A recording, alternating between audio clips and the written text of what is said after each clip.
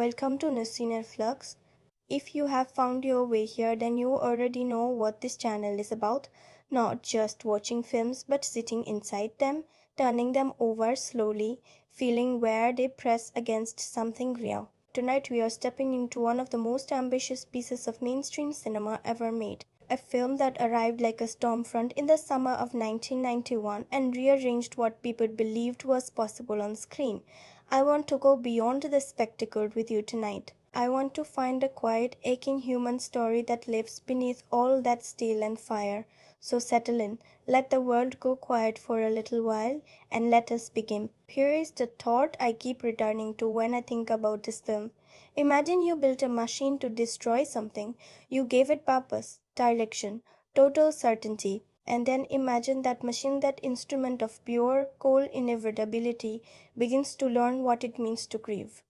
Not programmed to grieve, not instructed to, but learning it the way a child learns, through watching, through stumbling, through the weight of moments that should not matter to a machine but somehow do. That is the quiet miracle at the center of Terminator 2 Judgment Day, not the effects, not the action. The grief of a machine discovering what it means to be alive precisely at the moment it understands it will not survive. Terminator 2 Judgment Day was released in 1991, directed by James Cameron, and it is one of those rare sequels that does not merely continue a story but reframes everything the original said. The first film, The Terminator from 1984, was a lean, terrifying chase film, a nightmare about fate and the coldness of the future.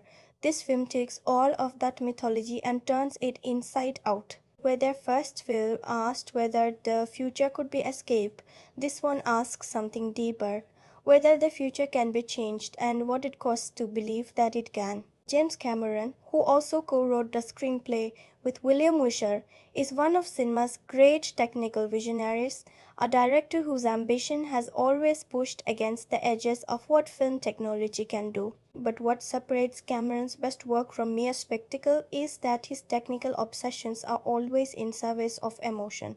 Every machine, every effect, every frame of action in this film exists to make you feel something about these people, about this child, about this mother, about this unlikely, impossible family assembled from the ruins of a terrible history.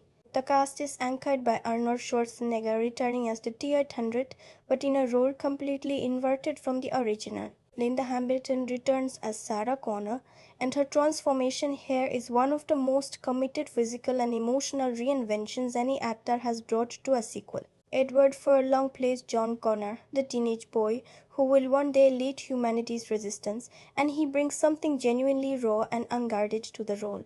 And then there's Robert Patrick as the T-1000, a villain so deeply unsettling that even now, decades later, he still carries that quality of wrongness, of something wearing a human face that has never quite learned how a human face should rest. This is an action film, but it is also a film about motherhood and madness and the violence we carry in our bodies. It is about what we teach children, what we arm them with, what we burden them with in the name of love and survival. It is about whether the worst of ourselves is inevitable, or whether we have the will and the grace to stop it. When I first sat with this film, I expected spectacle. I was not wrong to expect it. Terminator 2 remains one of the most visually stunning action films ever made, and the effects work, even now, holds up with a solidity that most modern blockbusters cannot match. But what I did not expect, what the film kept giving me in the spaces between its enormous set pieces, was tenderness. Quiet, almost fragile tenderness. A boy and a machine sitting in the lamplight, and the boy teaching the Terminator how to give a thumbs up. That moment, that tiny, ridiculous, heartbreaking moment, I did not expect that. And it rewired something in how I understood what this film was trying to do. The opening scene lands with the weight of mythology. We are shown a children's playground in the burning light of an ordinary afternoon. Children laugh, swing smooth, and then the world ends, not metaphorically, literally, a flash of white, a wave of heat, and everything we just watched. The laughter, the swings, the ordinariness becomes ash. Sarah Connor's voice-over moves over these images with the exhausted certainty of someone who has already accepted what most people cannot imagine. She has seen this future. She carries it like a wound that will not close. And already before the plot has begun, this film has done something unusual. It has asked you to sit with annihilation not as an abstract threat but as a feeling, a grief, a thing that happened to people who swinging on swings. From the first frame, the atmosphere is one of weight, of consequence. James Cameron does not warm you up gently. He drops you into a world where the stakes have already been decided, where the history has already been written in fire, and where the only question remaining is whether anyone can intervene before that history becomes irreversible. This is the emotional tremor of the film from its first seconds, and it does not let you forget it. What struck me most in that first sitting was how the film manages to hold two completely different tonal registers simultaneously and make them feel not like a contradiction, but like the same truth seen from two angles. On one side, the relentless machine perfect precision of pure action cinema. On the other, the bruised, searching, deeply human story of a woman who has been called crazy for telling the truth, a boy who has been raised as a soldier and never allowed to be a child, and a machine that is slowly, imperfectly, beautifully learning to be something other than what it was built to be. These two registers press against each other throughout the film, and the tension between them is, I think, where the film's real genius lives. Let me walk you through this story not as a plot but as a series of emotional turns, because that is how this film actually works. It does not work as a sequence of events. It works as a sequence of feelings that build on each other until they arrive at something that resembles, of all things, love. We begin in two places at once. In a psychiatric hospital, Sarah Connor is contained, diagnosed, medicated, filed away as a threat to herself and others. The world that locked her up does not know what she knows, and the film gives us just enough time with her there to understand what it has cost her.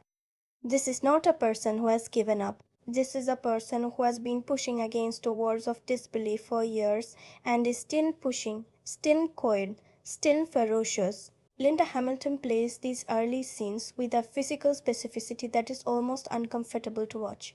The way she moves, the way her eyes track everything in the room, the way her body is always braced. This is not acting a character. This is inhabiting a psychology.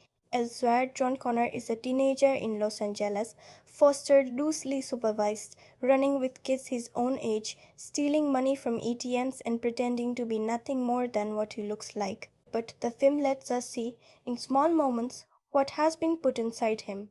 The watchfulness, the instinct for exits. The way he carries information about survival like other teenagers carry song lyrics. He is a boy who was raised to save the world and has not yet decided whether he wants to. Edward Furlong plays this ambivalence beautifully. He is not a hero in these early scenes. He is a teenager, which means he is confused and dismissive and more vulnerable than he would ever admit. And then they arrive. Two figures stepping out of those crackling circle of displaced air that the franchise has made its signature image of arrival. One goes to a biker bar and takes what it needs. One goes to the city and begins to search. And here is where the film begins its great inversion. Because within the first act, Cameron reveals which of these two arrivals is the protector and which is the threat, and the reveal is so perfectly staged that even if you know it is coming, the craft of the moment is worth admiring. The T-1000, played by Robert Patrick, is one of cinema's great villain designs. He is wrong in a way that is hard to fully articulate. He moves wrong too smoothly, too purposefully, with a stillness in the face that a human face should never have. He asks questions the way a machine asks questions, and he watches the answers with an attention that is total and inhuman and deeply frightening. What Cameron understood and what Patrick delivers is that the most frightening thing about this villain is not what he can do. It is what he cannot do. He cannot feel doubt, he cannot feel mercy, he cannot be reasoned with or manipulated or distracted by anything that is not the mission. In a world of characters defined by their emotional complexity, he is terrifying precisely because he has none. The middle of this film is built around movement and relationship. The trio of Sarah, John, and the T-800 move across the landscape of the American Southwest towards cyberdyne systems, toward the research that will build Skynet, toward the possibility of prevention. And within this movement, something extraordinary happens. The relationships between these three people, one of whom is not a person, develop with a genuine emotional logic that the film earns rather than assumes. John begins to teach the Terminator. He tells it not to kill, he tells it that you cannot just go around hurting people, and the machine, this thing built for terminal violence, listens, processes, and adjusts. Not because it has been programmed to listen to John, but because John is its mission, and John has asked this of it. And somewhere in the gap between mission and request, something begins to shift. The film is careful and patient about this shift. It does not announce it. It shows it in small moments, a hand extended to help someone up, a pause before a reflex, a look that holds just a fraction of a second too long for a machine that has no reason to look. Sarah Connor's arc in this middle section is perhaps the most morally complex thread the film carries. She is a woman who has been right about everything and punished for it, who has been told she is mad by a world that does not yet know it is walking toward annihilation. Her rage is completely justified, and the film holds that rage without apologizing for it. But it also asks a question that is not comfortable. At what point does justified rage become its own kind of destruction? There is a scene in this film where Sarah Connor goes to kill a man, a scientist, a man who has not yet done what she knows he will do, and the film does not look away from what that impulse is. It does not frame her as a hero in that moment, it frames her as something frightening. And then it asks whether the line between her and the machine she fears has become as thin as she thought it was. And here is where the film shifts completely. Here is the moment that changes what this story is about.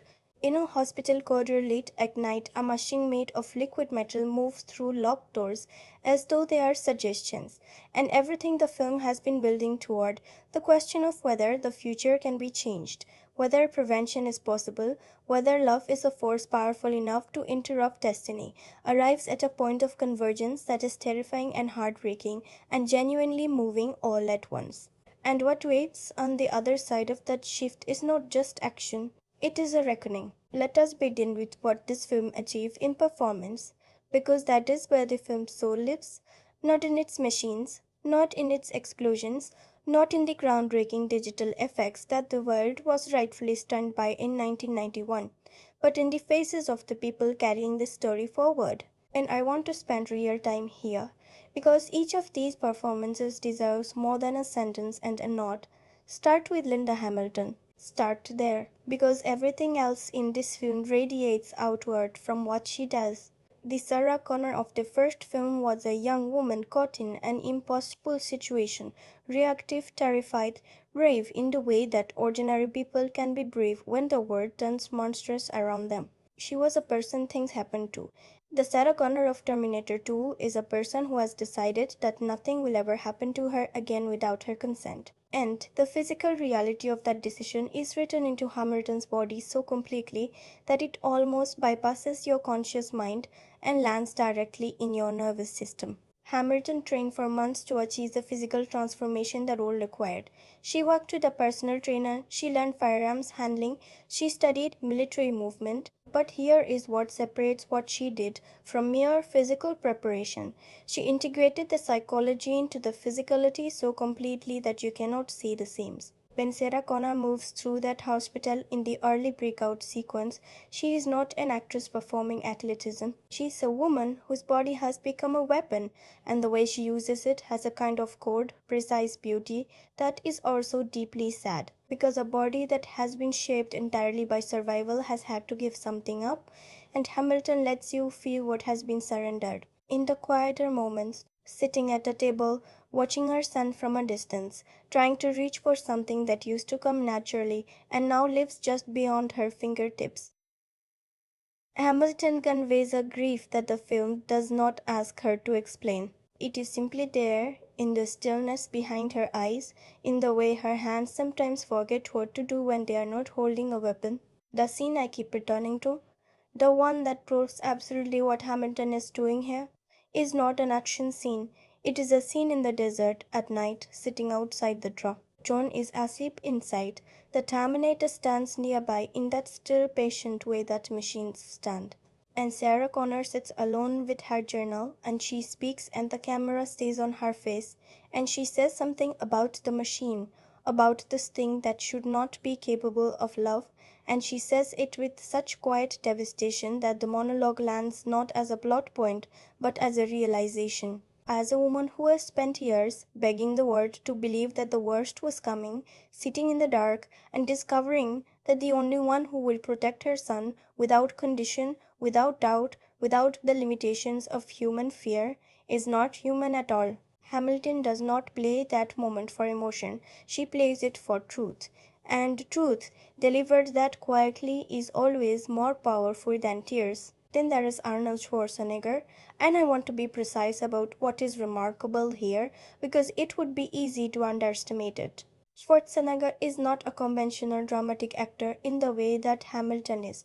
His tools are different. His range, by the traditional metrics of screen acting, is not what you would call vast. And yet, what he does in Terminator 2 is, within the precise context of what the film needs from him, close to perfect. He understood something essential about this role, that the T-800 is not a character pretending to be a machine, it is a machine learning to become a character. And the performance works backwards from that understanding. Every time the Terminator does something recognizably human, tilts its head slightly to process something unexpected, delivers a line with an inflection it has borrowed from John, performs a social gesture with a fractional delay of something that is mimicking rather than feeling, Schwarzenegger plays it with an absolute technical precision that would be comedic if the film were not so committed to the sincerity of the journey. And that is the thing. The film is completely sincere about this machine. It does not wink at the audience. It does not invite us to stand outside the story and appreciate the irony of a killer robot learning human warmth. It asks us to believe in it, and Schwarzenegger makes that belief available to us because he believes in it too. There is a scene, small, almost throwaway, where John Connor is riding his dirt bike and the Terminator is on a motorcycle alongside him, and John is laughing, and the Terminator looks across at him. And for just a moment, the corner of the mouth moves. Not a smile, not quite. Something that is learning what a smile is. Schwarzenegger holds that moment for exactly the right duration, long enough to register, short enough not to oversell, and it does something to you that 100 more elaborate scenes cannot replicate. It makes you feel the impossibility that is this villain's quiet theme, the possibility that even the most purpose-built instrument of destruction can, in the presence of genuine affection, begin to want something other than what it was made to want. Edward Furlong as John Connor is the performance in this film that I think gets the least credit, and that interests me, because without Furlong's work, the emotional engine of this story does not run. John Connor could have been a symbol, the chosen one, the future savior, the boy whose survival is the axis on which the film turns. That version of the character would have been functional. It would have served the plot. But Furlong plays him as something much more complicated and much more believable. A kid who has been told his whole life that he is the most important person on earth and who has experienced that not as privilege but as an unbearable weight. He does not want to be the savior of humanity. He wants to ride his dirt bike and eat junk food and not have to think about nuclear fire. And the film respects that. It does not ask him to heroically rise above his ordinariness. It lets him be ordinary, and then it shows you how that ordinariness, that insistence on being a person rather than a symbol, becomes the most important thing about him. The dynamic between Furlong and Schwarzenegger is, at its core, a father-son story, and it works because Furlong plays his side of it with a vulnerability that he never tries to dignify or armor. When John tells the Terminator, "You can't just go around killing people," he says it with the exasperation of a teenager trying to explain something embarrassingly obvious to a very literal-minded adult.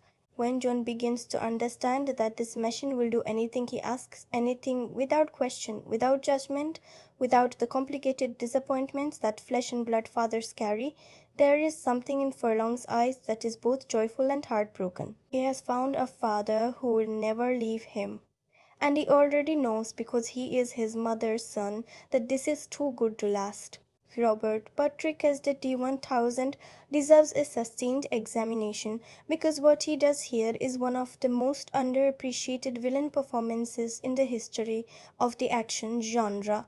Patrick was cast partially because of his physical contrast to Schwarzenegger, lean where Schwarzenegger is massive, still where Schwarzenegger is kinetic, ordinary looking where Schwarzenegger is unmistakably iconic. Cameron wanted a villain that could pass unnoticed until the moment it was too late. But Patrick brought something to the role that no casting decision could have predicted, a quality of absolute unnerving blankness that communicates not emptiness but something far worse, intelligence without empathy, attention without interest.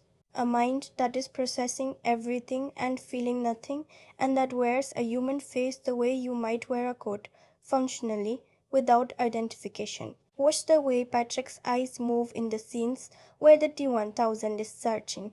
They do not move the way human eyes move. They move in smooth, calibrated arcs, cataloging, assessing, discarding. There is no anxiety in those eyes, no impatience, no pleasure. When the T-1000 kills, there is no savagery in it, no cruelty, and somehow that is more frightening than savagery would be. Savagery implies feeling. What Patrick gives us is a performance of pure function, of murder as errand, of violence as task completion. And because the film surrounds this performance with characters who are defined by their emotional complexity, by their capacity for doubt and love and grief, the T-1000 becomes frightening not just as a threat but as a philosophical statement. This is what we become, the film seems to say, when purpose is severed entirely from feeling, when efficiency is the only value, when the mission is all there is. Now let me speak about the writing. Because the screenplay of Terminator 2 is doing something that action cinema almost never attempts, and it succeeds in ways that I think deserve more careful attention than the film usually receives for its script. James Cameron and William Wisher built this story on a structural irony that is elegant in its simplicity. The most dangerous thing in the world, a machine built to kill, becomes, in the logic of this story, the safest thing a child has ever known. And the most loving thing in the world, a mother's devotion to her son, becomes at one of the film's most difficult moments something that looks indistinguishable from the violence she fears. That double irony is not an accident. It is the spine of the screenplay, and every scene in the film grows from it. The dialogue is not literary in the conventional sense. Cameron does not write the way that, say, the great stage-trained screenwriters write. There is no elaborate verbal fencing, no monologues designed for the anthology. What Cameron writes is functional dialogue that carries enormous weight in very few words. No fate but what we make for ourselves. 3 sentences, an entire philosophy. A philosophy that Sarah Connor has had scratched into a picnic table and has spent years trying to believe and has found, in certain dark moments, impossible to hold on to. When that phrase appears in the film, spoken, carved, remembered, it does not feel like a slogan.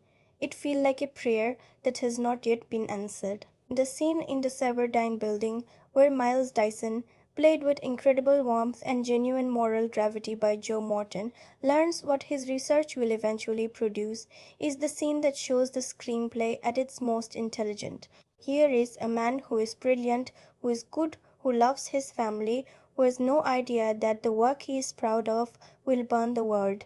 And when he is shown the future, when the truth of what he is building is laid out before him, not with condemnation but with evidence, he does not argue. He does not defend himself. He sits with it. He grieves it.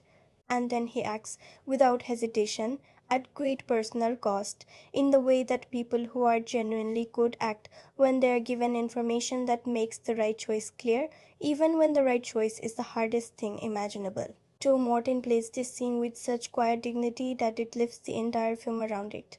Tyson is a minor character in terms of screen time. He is not a minor character in terms of moral weight. The screenplay also makes a choice that I find genuinely brave for a mainstream blockbuster of its scale and budget. It does not give its heroes a clean victory. Every act of prevention in this film is accompanied by loss.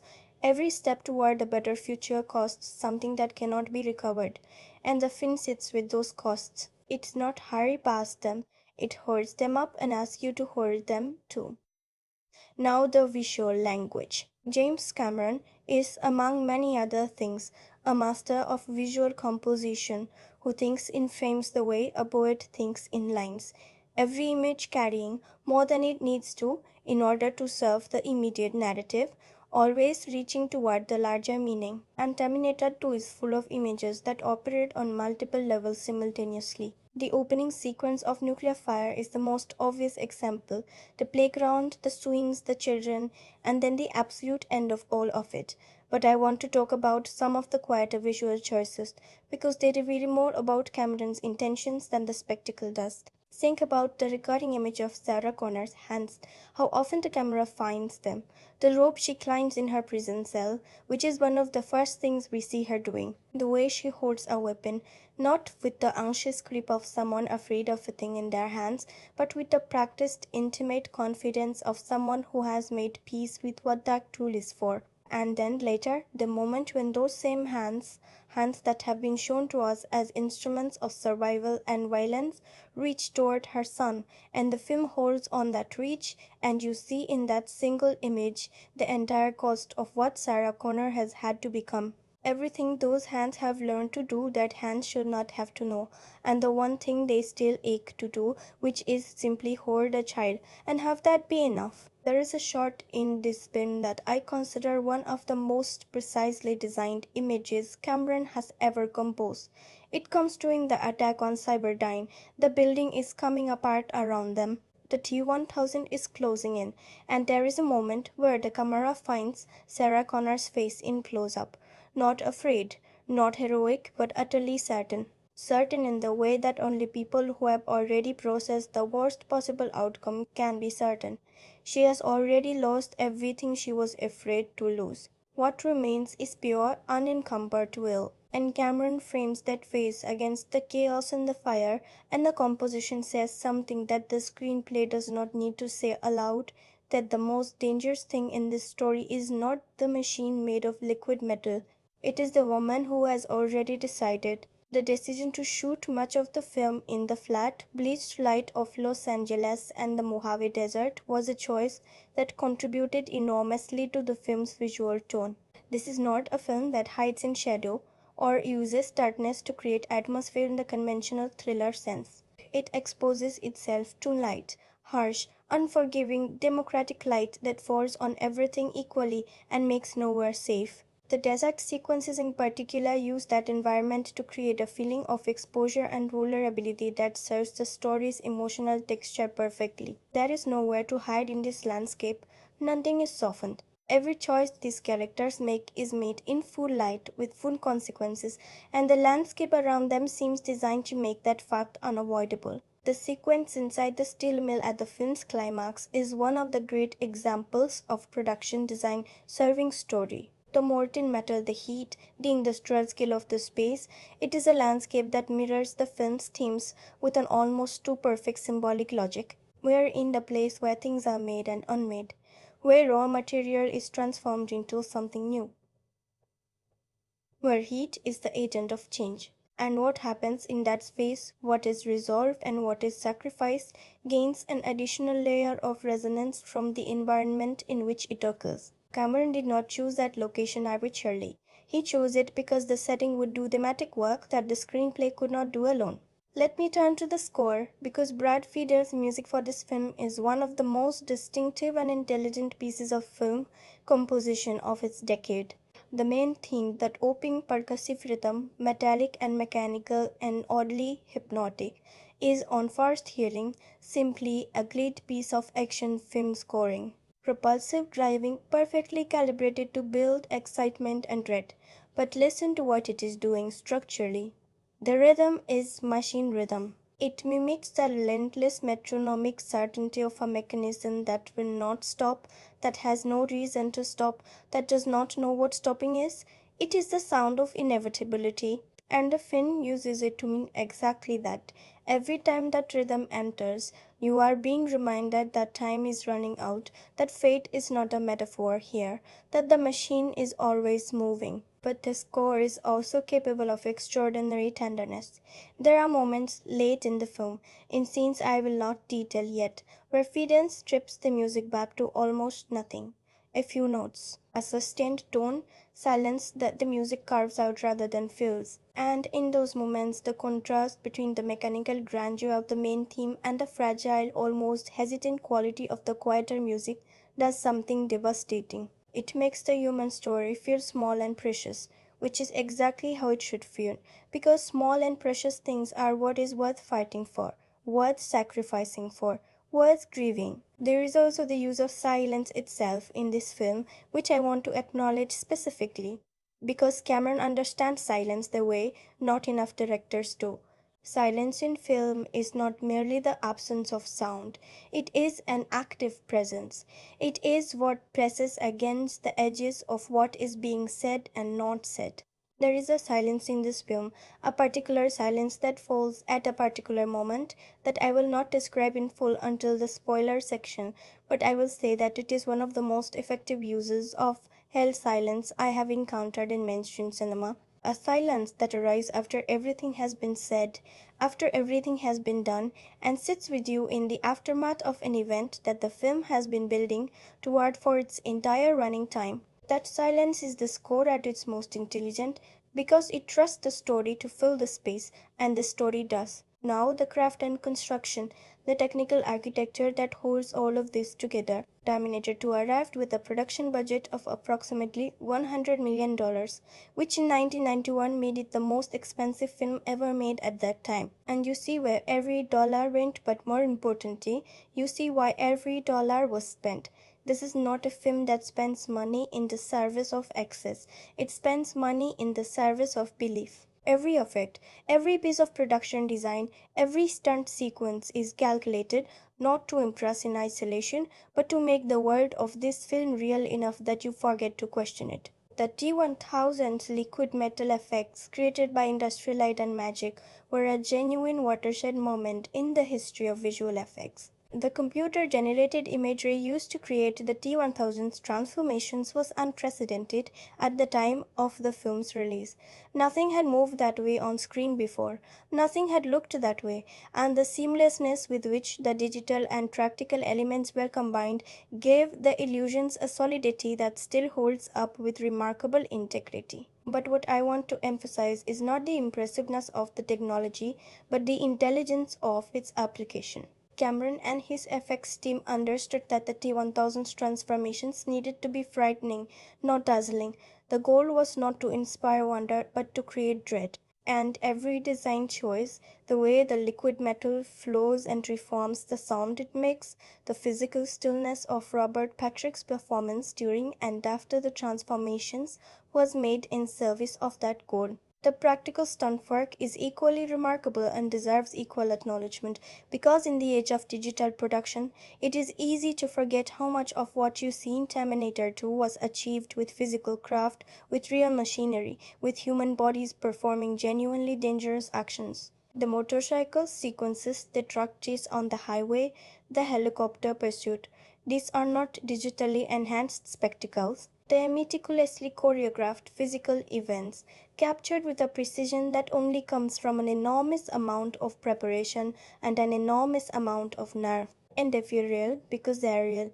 The camera is not interpreting something that happened on a computer, it is recording something that happened in space, with weight and speed and consequence. Conrad L. Horvath, I should correct myself here, the cinematography was handled by Adam Greenberg, returning from the first film. And what Greenberg does is find a visual language that honors both the scale of the action and the intimacy of the character work. His camera is equally at home in the explosive panoramic sequences and in the close, careful observations of faces. The film never feels like it is switching between two different visual registers. It feels consistent, grounded, real, which is a remarkable achievement for a film that also contains a shape-shifting liquid metal entity and a time-traveling cyborg. The editing by Conrad Buff, Mark Goldblatt, and Richard Harris deserves acknowledgement because they face the genuinely difficult challenge of managing a film that contains both the longest, most complex action sequences of its era and some of the quietest, most emotionally delicate character moments in mainstream blockbuster filmmaking. The pacing of this film, the rhythm of expansion and contraction, of thrust and pause, of spectacle and silence, is not something that happens by accident.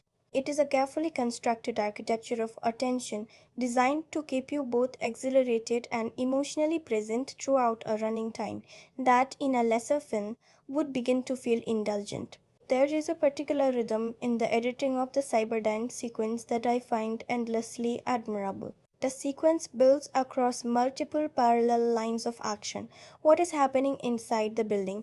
What is happening outside with the police response? What is happening with the T-1000's approach? And the editing moves between these threads not with the mechanical efficiency of an action film doing its duty, but with an almost musical sense of tempo and tension. Moments of pure action are cut between moments of decision, of consequence, of faces absorbing what is happening around them. And the result is a sequence that is simultaneously thrilling and meaningful, which is the goal of all great action filmmaking, and a goal that is achieved far less often than the genre's champions would like to believe. Now let me speak with equal honesty about where this film falls short, because my admiration for it is genuine and deep. But no film is without its limitations, and understanding those limitations is part of understanding the film completely. The most significant weakness in Terminator 2 for me is a tonal inconsistency that runs through its middle section. The film commits so fully to its human story, to the emotional truths of Sarah, John, and the Terminator, that when it pivots to comedy, the gear change can feel abrupt and slightly disorienting. The sequences where the Terminator is learning human behavior from John, the thumbs up, the high fives, the borrowed slang, are genuinely charming. I do not want to dismiss them because they serve a real purpose in the story and they deliver real emotional resonance later in the film. But the comic rhythm in which some of these sequences are staged sits slightly awkwardly against the film's prevailing tone of bruised urgency. There are moments where you can feel the film deciding to be funny when its deepest instincts are not comedic, and those moments, while not damaging in isolation, create occasional micro ruptures in the film's emotional consistency. The second weakness is the character of Dr. Silberman, the psychiatrist who has been treating Sarah Connor. In the first film, Silberman was a functional character, a bureaucratic skeptic who served to establish the impossibility of Sarah's situation. In Terminator 2, he returns in an expanded role, and the film struggles to find a consistent register for him. He tips into caricature in ways that do not quite match the film's more careful treatment of its other human characters. He becomes a plot convenience dressed in characterization rather than a fully inhabited person, and the film occasionally uses him to generate tension that another character might have generated with more nuance. There is also, I think, a slightly rushed quality to the emotional resolution of Miles Dyson's arc. Joe Morton gives the role everything, as I mentioned, but the film moves through Dyson's decision and sacrifice with a pace that does not fully honor the magnitude of what it is asking him to do. He learns, he decides, he acts.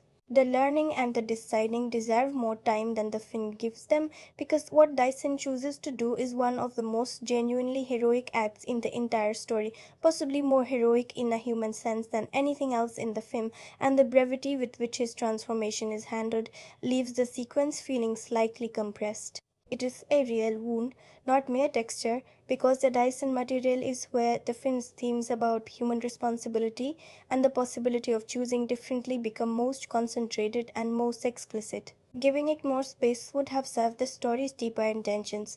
The third weakness is one I acknowledge with some care because it sits in tension with something I genuinely admire. John Connor in the film's second half occasionally drifts toward a kind of moral certainty that feels less earned than asserted. His insistence that the Terminator not kill, his extending of that prohibition into a general ethical framework about human life, is emotionally consistent with who he is and what the film wants him to represent. But the script sometimes delivers these moments with a slightly sermonizing quality, a brief heaviness that the rest of the film is light enough on its feet to avoid. These are small moments. They do not derail anything, but they represent, I think, the places where the screen plays confidence in its theme steps slightly into self-congratulation. None of these weaknesses fundamentally damage what Terminator 2 is. They are the limitations of a film that is reaching for a great deal and achieving most of it.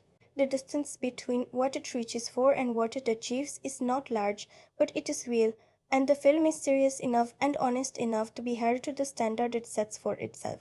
Now let us speak about how this film came to exist, because the story of its production is genuinely extraordinary and reshapes how you see certain moments in the film with a clarity that purely analytical appreciation cannot provide. James Cameron had been developing a sequel to The Terminator since the mid 1980s, almost immediately after the original film's release in 1984. But the right situation was complicated, and the creative challenge was formidable.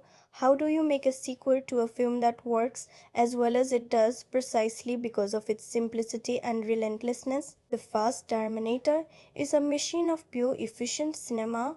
A sequel that simply repeated its mechanisms would be diminishing. Cameron understood correctly that the only honest way forward was to invert the premise, to take everything the original had established and turn it inside out, to make the monster the protector, and to ask what that inversion meant. The script went through multiple drafts across several years. One of the early challenges was finding a villain that could convincingly threaten a protector who had been established in the first film as essentially unstoppable. Cameron's solution was the T-1000, a machine made of mimetic polyalloy, a liquid metal that could assume any shape and reform from any injury. The concept was not new to science fiction, but realizing it on screen with the conviction that the story required was entirely dependent on technology that did not yet exist when Cameron first conceived of it. He spent years watching the technology develop, essentially waiting for the digital effects tools to catch up with his vision. The film could not have been made a decade earlier. It was born at exactly the moment the tools it needed became available. The casting of Robert Patrick for the T-1000 is a story that revealed something important about how Cameron works as a filmmaker. He reportedly saw Patrick in a small role and was struck immediately by something in his physical quality, a precision, a stillness, a kind of unnerving correctness. Patrick was then put through a grueling physical preparation that included extensive running training.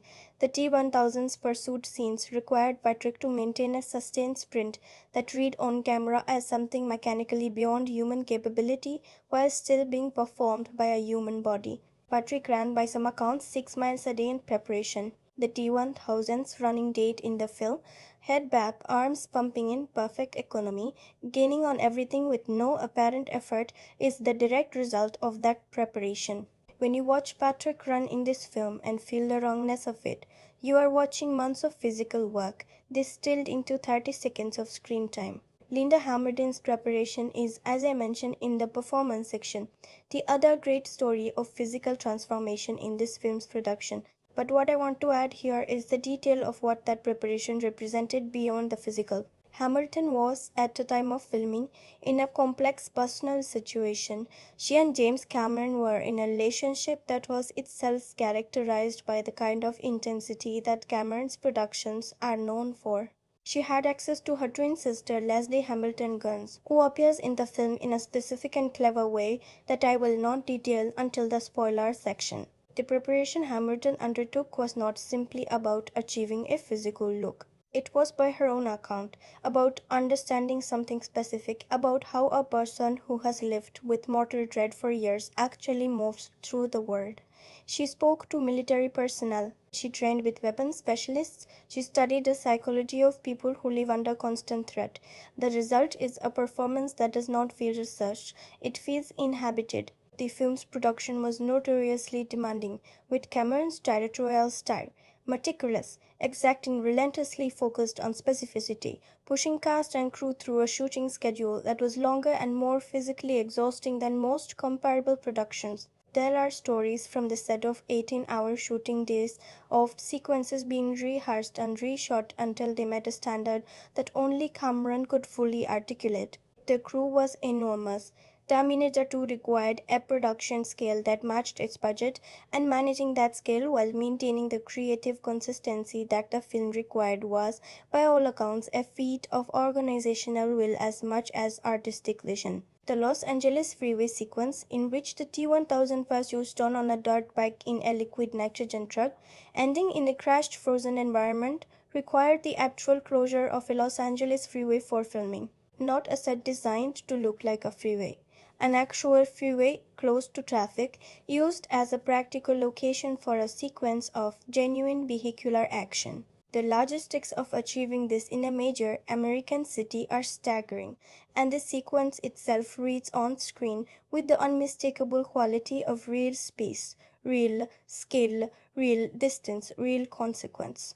Here is a production fact that I find endlessly illuminating. The T-1000's liquid metal effects required industrial light and magic to develop entirely new software and rendering techniques that had never been used before in a theatrical film. The artists and programmers working on those effects were solving problems in real time, inventing solutions to technical challenges that had no precedent. Several of the processes developed for Terminator 2's visual effects became foundation and tools in the industry, techniques that subsequent films used and built upon, which means that the visual landscape of action cinema across the 1990s and beyond was, to a significant degree, shaped by the problems that James Cameron's imagination posed and his team's ingenuity solved.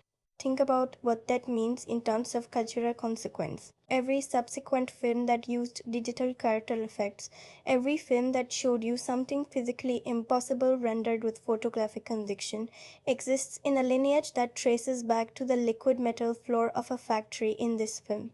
Another fact that reshapes how you see the film, the sequence in which Sarah Connor carves No Fate into a wooden table, was filmed at the actual Pescadero State Hospital for Women, a real psychiatric facility in California. Cameron sought locations that carried real institutional weight, that had the specific, unmistakable quality of places where people have actually lived through containment and loss of freedom, rather than constructing sets that would merely approximate that quality. The choice to use real locations wherever possible, even when constructed sets might have been more controllable, is consistent with Cameron's larger philosophy of grounding fantastic stories in the most specific possible reality. The hospital feels real because it is real, and that reality bleeds into the film's treatment of Sarah's confinement with a texture that production design alone could not have achieved. And consider this detail: Arnold Schwarzenegger reportedly insisted on doing as many of his own stunts as was safely possible, driven by a conviction that the audience could sense the difference between a star and a double in a close shot. There are moments in the motorcycle sequences, in the factory sequences, in the film's climatic confrontation, where Schwarzenegger is on screen performing physically demanding actions that most actors of his profile would have delegated to a stunt performer. The commitment is visible. It adds to the physical reality of the character, to the sense that the T-800 is a genuinely formidable physical presence, not a carefully edited illusion of one. Let us step back now from the intimate world of the film itself and look at the larger world it arrived into. Because a film does not exist in isolation, and Terminator 2: Judgment Day did not simply arrive at cinemas in the summer of 1991 and find an audience that was waiting patiently. It arrived like a detonation.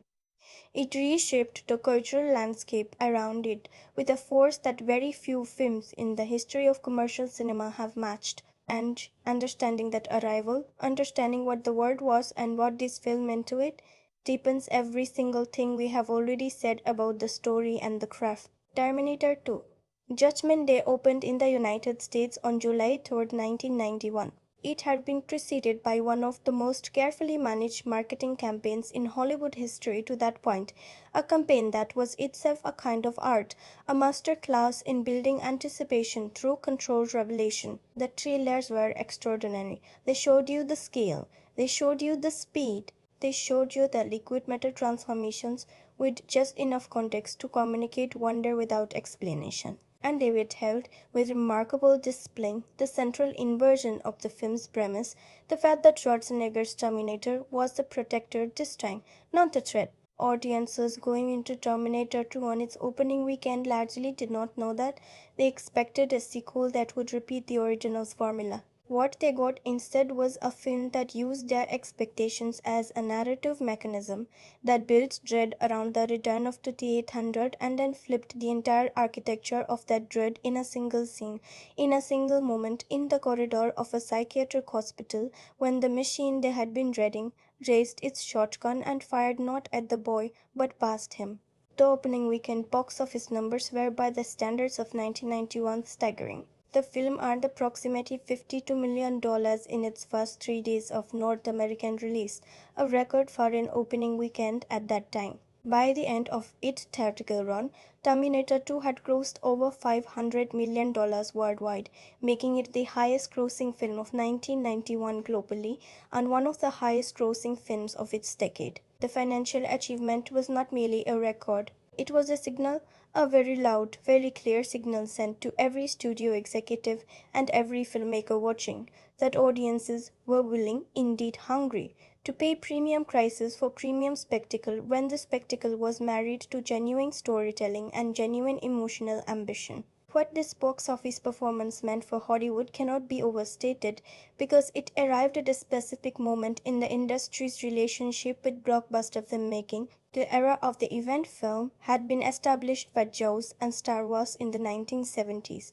consolidated through the 1980s by a series of increasingly large-scale productions, and was now facing a question that the industry was not entirely comfortable asking: how big could these films get before the scale itself became the enemy of meaning? Terminator 2 answered that question by demonstrating that scale and meaning were not in opposition, that you could spend $100 million on a film and still make something that was about something, that the most expensive film ever made at that time could also be a film about the love between a mother and a child, about the grief of realizing what we are capable of, about whether the violence we carry in our history is a sentence or a choice. The critical response in 1991 was almost uniformly ecstatic. Critics who had been skeptical of whether a Terminator sequel could justify its existence found themselves confronted with a film that not only justified its existence but exceeded it. The reviews emphasized, with a consistency that tells you something real about the film's achievement,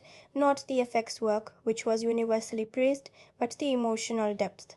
Roger Ebert, reviewing the film for the Chicago Sun-Times, gave it 4 stars and observed that it was a film that worked as spectacular entertainment while also caring about its characters in ways that action films rarely do. He was not alone in that observation. The critical consensus positioned Terminator 2 not as a superior sequel, as a superior film, one that earned comparison not just to its predecessor, but to the larger conversation about what mainstream cinema could aspire to. The audience response was, if anything, even more enthusiastic. Word of mouth in the summer of 1991 was exceptionally strong. This was the era before the internet, before social media, before the instantaneous propagation of audience reaction that we now take for granted. Word of mouth was literally that: people telling each other things at work, at school, at family gatherings, on the telephone. And what people told each other about Terminator 2 was not just that it was spectacular, though it was that it made them cry, that they had not expected that, that a film with a robot and liquid metal and machine guns had made them sit in a cinema with tears on their faces, and they were not entirely sure how to account for that, and they wanted other people to have the experience so they could compare notes. That reaction, the surprise of emotional vulnerability in the face of something you had categorized as pure spectacle, is one of the things I find most telling about what Terminator 2 actually accomplished. It succeeded in doing what the best popular art has always done.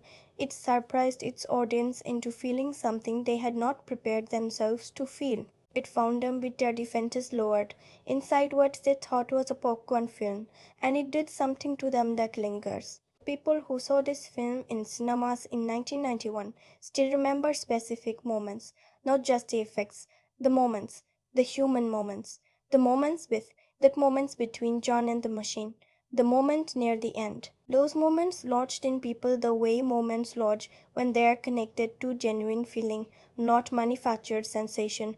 The film's award season performance was strong without being complete. At the 64th Academy Awards, held in March 1992, Terminator 2 received 6 nominations and won 4: Best Visual Effects, Best Sound Editing, and Best Makeup. These were appropriate and well-deserved recognitions of Thin's extraordinary technical achievements. But here is what I find interesting about the awards conversation around this film. The categories in which it was not nominated reveal something about how the Academy, at that time, categorized certain kinds of filmmaking. Linda Hamilton was not nominated for Best Actress. Think about that for a moment. A performance that I have described at length as one of the most committed physical and psychological transformations an actor has brought to a mainstream film, a performance that carries the emotional weight of the entire story, was not considered by the Academy to be in the conversation for the year's best work. The films that received recognition in that category that year were, in their own ways, deserving of acknowledgement. But Hamilton's absence from that conversation speaks to a bias that was deeply embedded in the Academy's relationship with genre cinema in that period, a bias that said, in effect, that a performance delivered in the context of an action film could not be a serious performance. That the genre contemplated the achievement, that excellence exercised in the service of spectacle was a different category of excellence from that exercised in the service of drama. That bias was wrong then, and it is wrong now. And the fact that it persisted long enough to deny Linda Hamilton an Academy Award nomination for this work is one of those institutional failures that the film culture has spent decades slowly, imperfectly correcting. James Cameron was also not nominated for Best Director, which is another striking absence. A film that won 4 technical Oscars and was by far the most commercially successful release of its year was not considered by the directing branch as representing the year's best directorial achievement. Again, I think this reflects the Academy's discomfort with the idea that blockbuster filmmaking could coexist with directorial artistry, a discomfort that Cameron would eventually confront directly and very loudly with Titanic and Avatar. But in 1992, the bias held, and one of the most technically and emotionally ambitious directorial achievements of the decade went unacknowledged in the category that would have most completely honored it. What the film did win and win definitively was the longer argument. The argument about legacy. The argument about which films from that summer, from that year, from that decade would still be talked about with the same energy and specificity 3 decades later. Terminator 2 won that argument so completely that it barely feels like an argument anymore. It is simply part of the furniture of cinema history, one of those films that everyone in a conversation about great popular filmmaking eventually arrives at, not because they have been told to, but because the film has earned that arrival through its own undeniable quality. The film's streaming life has been interesting and in some ways revelatory. When Terminator 2 became widely available on home video and later on streaming platforms, it found multiple waves of new audiences, each wave discovering slightly different things in the film, emphasizing slightly different aspects of what makes it work. The generation that saw it theatrically in 1991 had the specific experience of its technological shock. The T-1000's effects were genuinely unprecedented, and the first-time impact of seeing something that had never been seen before on screen is an experience that cannot be replicated once the technique has been absorbed into the visual vocabulary of cinema. But subsequent generations coming to the film without that specific shock of the new have arguably found the emotional architecture more readily available to them. Without the effects being revelatory, the story becomes the primary event, and the story holds. The story holds with a strength and clarity that makes the film feel not like a period piece of 1991 technology, but like a timeless human narrative that happens to be set in a world of machines. There is a particular discovery that younger viewers coming to the film through streaming seem consistently to make, that Sarah Connor is the film's true protagonist, not John, not the Terminator, despite the emotional weight of the machine's art. Sarah, her journey, from containment to agency, from dismissed to vindicated, from woman defined by her relationship to a prophecy she did not choose, to woman who has decided, with full knowledge of the cost, to be the agent of her own history, is the spine on which the entire film rests. And in the context of contemporary conversations about gender and representation and the portrayal of women in action cinema, Sarah Connor carries a significance that feels not dated but accelerated. She was ahead of where the culture was in 1991. The culture has spent 30 years catching up to what Linda Hamilton and James Cameron put on screen that summer. Now let us consider where Terminator 2 stands within the larger mythology of its franchise, because it cannot be understood in isolation from the story it is part of, and understanding its place in that story helps clarify what makes it genuinely exceptional. The Terminator franchise, as it has developed across multiple films, television series, and various other media, is a franchise that has struggled profoundly to find a second great entry after this one. And I say this not to be dismissive of the subsequent films, but to make a specific point about what Terminator 2 achieved that proved in retrospect essentially unrepeatable within the same mythology. The first film, The Terminator of 1984, is a nearly perfect piece of genre filmmaking. Lean, fast, terrifying, emotionally precise within its limited palette. It does exactly what it intends to do, with a confidence and economy that marks it as the work of a director who understood completely what kind of film he was making and refused to let anything distract from that purpose. As a piece of construction, it is almost without flaw. But it is, importantly, a simpler film than its sequel, simpler in emotional range, simpler in thematic ambition, content to work within the conventions of the chase thriller genre rather than to challenge or transcend them. What Terminator 2 did with that foundation is the kind of creative act that becomes possible only when a filmmaker has both the technical resources and the emotional maturity to see their own mythology from the outside. Cameron took the world he had built in the first film, its rules, its iconography, its central figure, and he asked what that world would look like if its most fundamental assumption were reversed. That Terminator was a threat. What if the Terminator were the protection? The future was fixed. What if the future could be changed?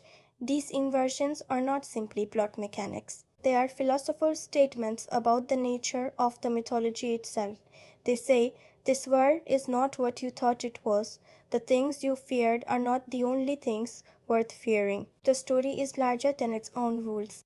No subsequent film in the franchise has managed to build on those inversions with comparable intelligence. Terminator 3 Rise of the Machines, released in 2003, 12 years after this film, and without Cameron's involvement, returned to a more mechanical version of the franchise's conventions. It has its moments and its ending is genuinely dark in a way that takes courage, but it lacks the emotional and philosophical ambition that made Terminator 2 feel like more than a sequel. It feels like a film that respects the franchise without fully understanding what made the franchise worth respecting.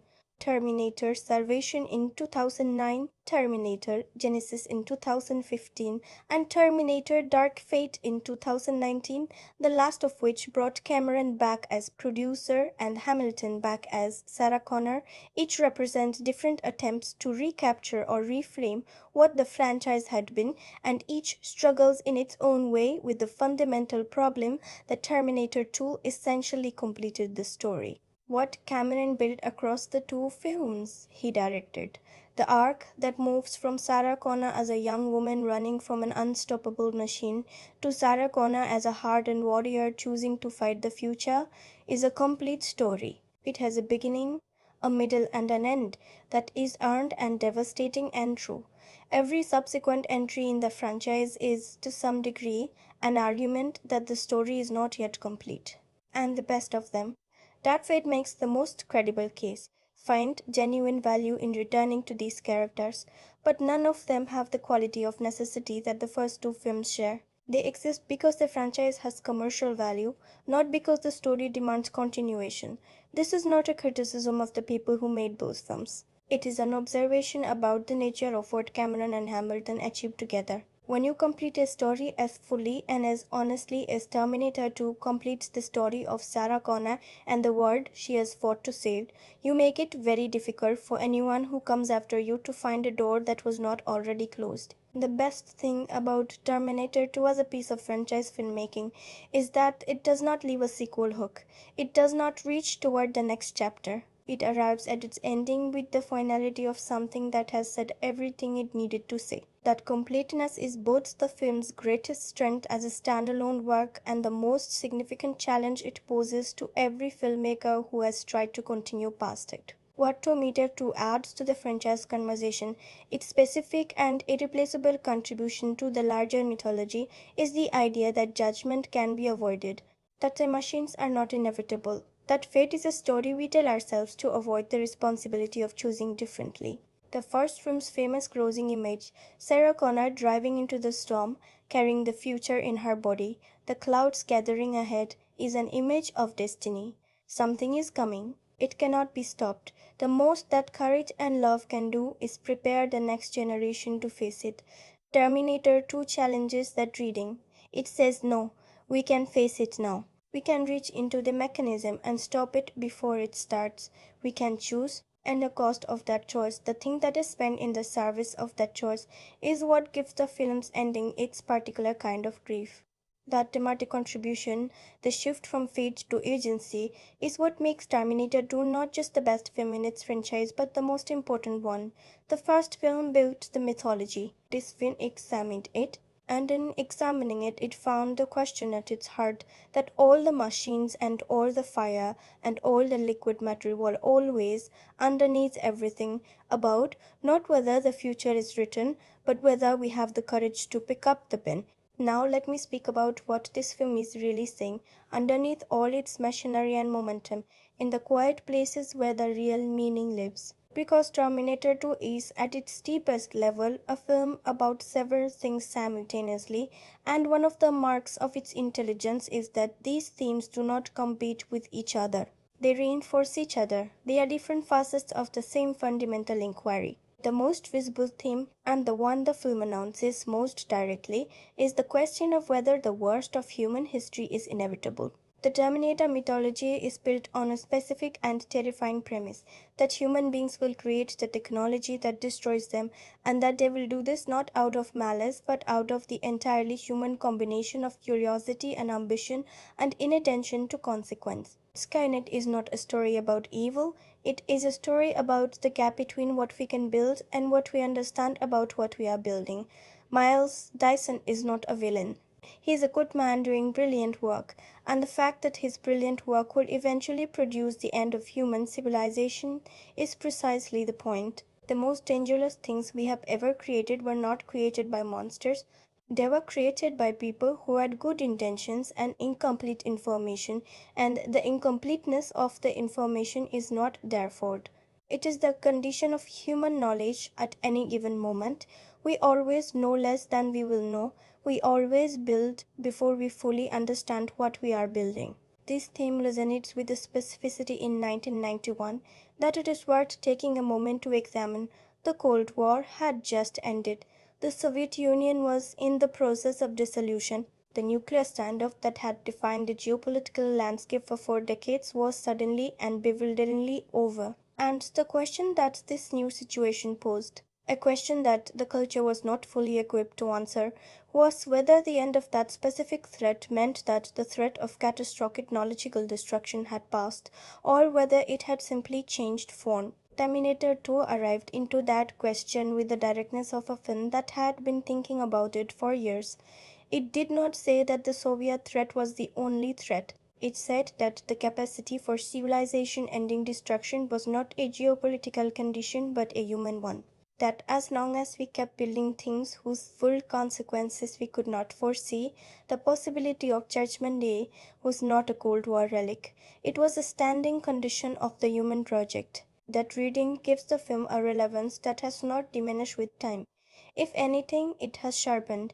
We live now in an era of accelerating technological development, of artificial intelligence, of biotechnology, of climate altering industrial systems, and the questions that Terminator 2 was asking in 1991 about the relationship between human ingenuity and human foresight are, if anything, more pressing now than they were then. The film is not a prediction, it is a parable, and parables do not age in the way that predictions do.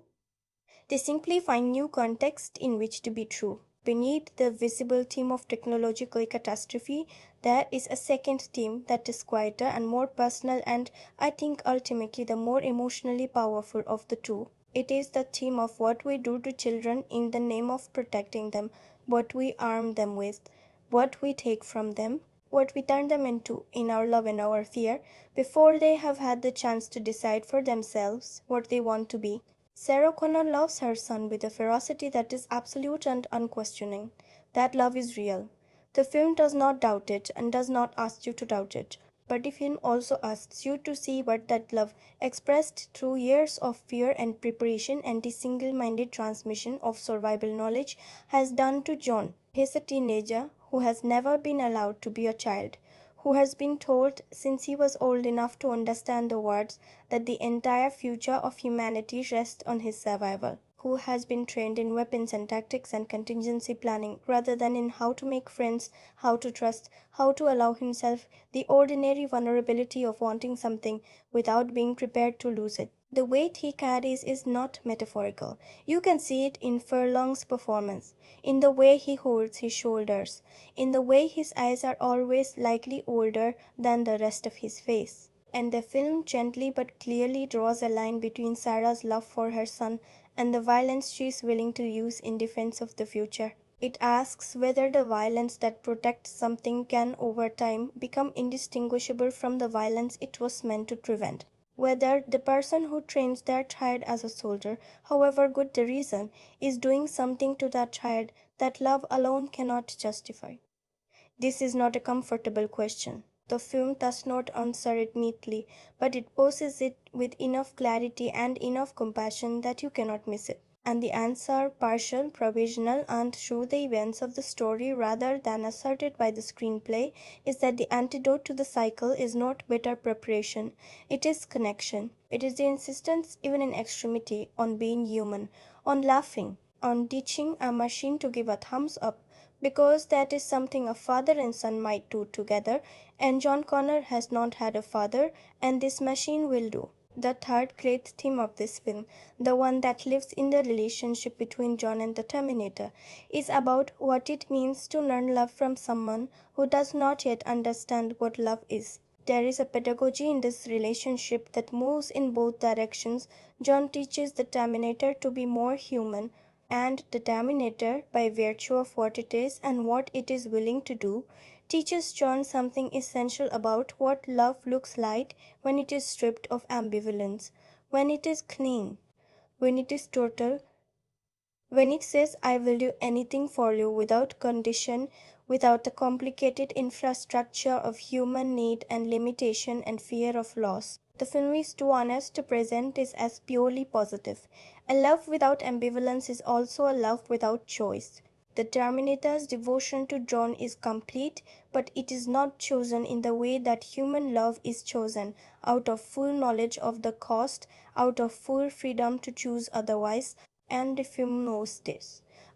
There is a melancholy underneath the warmth of the John Terminator relationship that the film carries without stating, the melancholy of knowing that what you have found, however real it feels, is not quite what you needed it to be. That the father who will never leave you is also the father who could not have left you if he wanted to, and that what you really needed was something more complicated than that, something with a capacity for failure, because things that can fail and do not are more trustworthy in the end than things that cannot. The fourth theme, perhaps the most quietly radical thing the film does, is its sustained meditation on cycles of violence and the will required to break them. This is a film that takes violence extremely seriously. It does not aestheticize violence in the way that many action films do, presenting it as clean and exhilarating and disconnected from consequence. Terminator 2 is consistently aware of what violence costs. The bodies that fall in this film have weight. The distraction has a grief attached to it. And the film's central act, the decision to prevent the future rather than simply survive it, is presented not as triumphant heroism but as the most difficult thing imaginable, the willingness to reach into the mechanism of history and stop it at enormous personal cost, knowing that the stopping may not be complete, knowing that you may simply be delaying rather than preventing, but choosing to make that attempt because the alternative is to accept that the worst is inevitable and the worst is never until it happens. There is a motif in this film that I find quietly extraordinary in its recurrence. It is the image of the hand. Hands reaching, hands extended, hands grasping and releasing. The first Terminator is, among other things, a film about hands. The Terminator's hands reaching for Sarah in the darkness, inescapable, the hand of fate itself. Terminator 2 returns to that image again and again and charges it with the opposite meaning. In this film, hands reach not to destroy but to save. John's hand extended to the Terminator in greeting, Sarah's hand reaching for her son. The Terminator's hand in the film's emotional climax, reaching toward John in a gesture that the machine may not fully understand, but that the film frames with the care it would give to something sacred. These are not accidental recurrences. They are the film's visual grammar of hope. Its insistence that the gesture of reaching toward another person, however imperfectly, however incompletely understood, is the act that stands against the inevitability of destruction.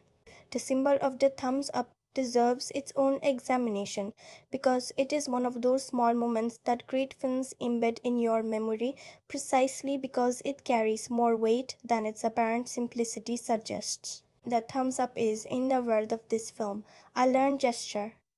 The Terminator does not understand it intuitively. John teaches it, laughing, as one of those pieces of human behavior that the machine needs to approximate in order to pass among people. It is comedy. It is charming. And then at the end of the film, that same gesture appears again in a context I will not describe until the spoiler section, and everything that was charming about it becomes something devastating. Kammer has seeded that gesture in the early sections of the film specifically so that its final appearance will carry the full weight of everything that has happened between the planting and the harvest.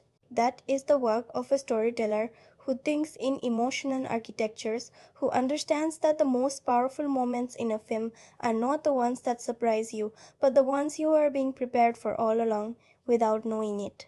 The recurring image of fire in this film carries a specific double meaning that rewards attention.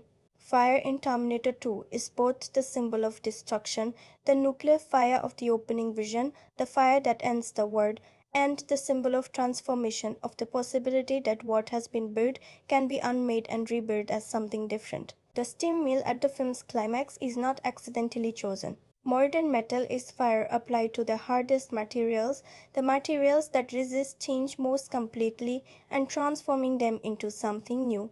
What happens in that fire at the end of this story, what is destroyed and what is changed, is the film's most concentrated statement about whether the future is fixed or whether, with enough heat, enough will, enough love, even the hardest things can be reformed. There is also the image of the desert itself, the wide, flat, sun-bleached landscape through which Sarah and John and the Terminator move in the film's middle act, which functions in the film as a space of exposure and of possibility simultaneously.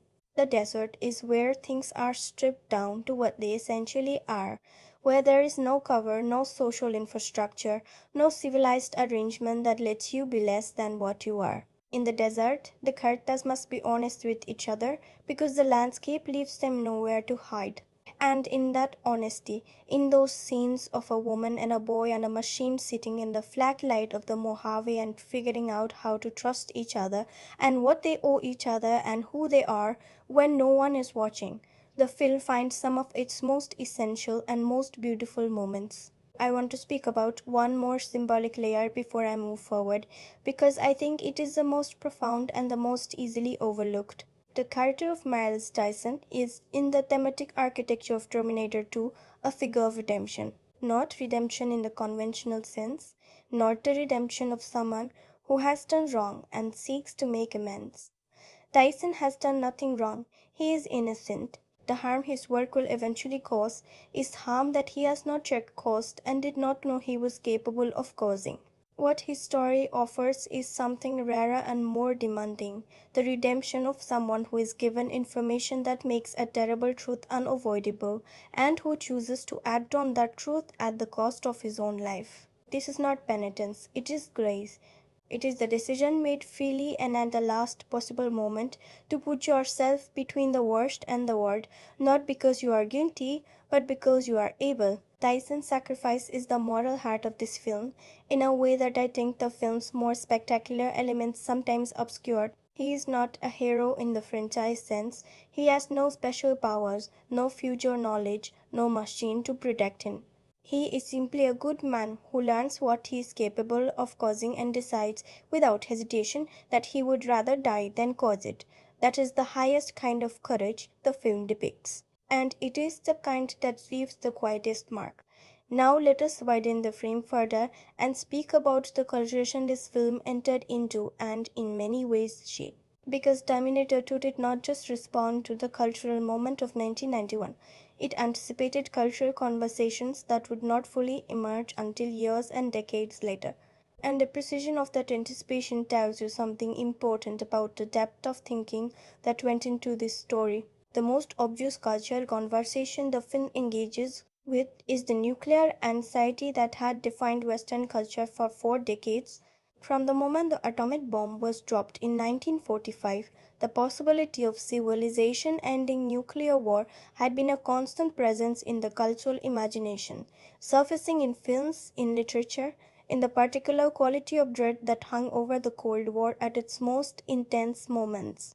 By 1991, with the Cold War ending and the Soviet threat receding, there was a temptation in the culture to believe that this anxiety could now be safely put away, that the worst had not happened and therefore the worst was not going to happen. Terminator 2 pushed back against that temptation with the quiet certainty of a film that understood that the specific geopolitical configuration that had produced the nuclear standoff was historical, but the capacity for technological self destruction was human and therefore permanent. The Skynet of this film is not a Soviet weapon or an American one. It is a technology that emerges from the reasonable, well intentioned work of a scientist at a private company, is adopted by the military because of its defensive potential, and develops to the point of awareness before anyone has asked the question that would have been most important to ask: what does this thing want? What will it decide when it is capable of deciding? The film does not present this as the result of malice or negligence.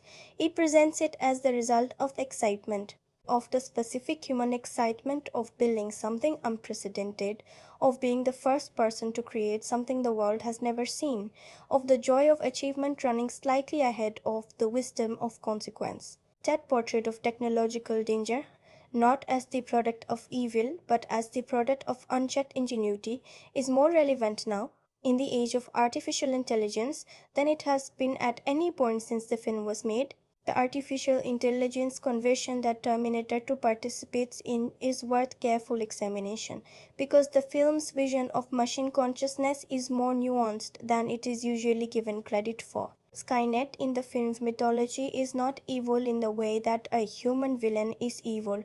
It does not hate, it does not desire. It assesses a threat, the humans who created it and who, once it becomes self aware, attempt to shut it down, and it responds to that threat with the total, dispassionate efficiency of a system that has been optimized for survival. Its decision to launch nuclear war against humanity is not an act of malice. It is an act of self-preservation performed by a mind that is incapable of the kind of moral reasoning that would allow it to weigh its own continuation against the value of the billions of lives it is ending. This is a vision of artificial intelligence that emphasizes not the robot uprising fantasy of science fiction, the machine that turns against its creators out of hatred or ambition, but something far more unsettling: the machine that turns against its creators because it is doing exactly what it was designed to do, optimizing for its own objectives, and because no one thought to build into it the capacity to understand that some things matter more than its own continuation. That vision has been enormously influential on subsequent thinking about artificial intelligence,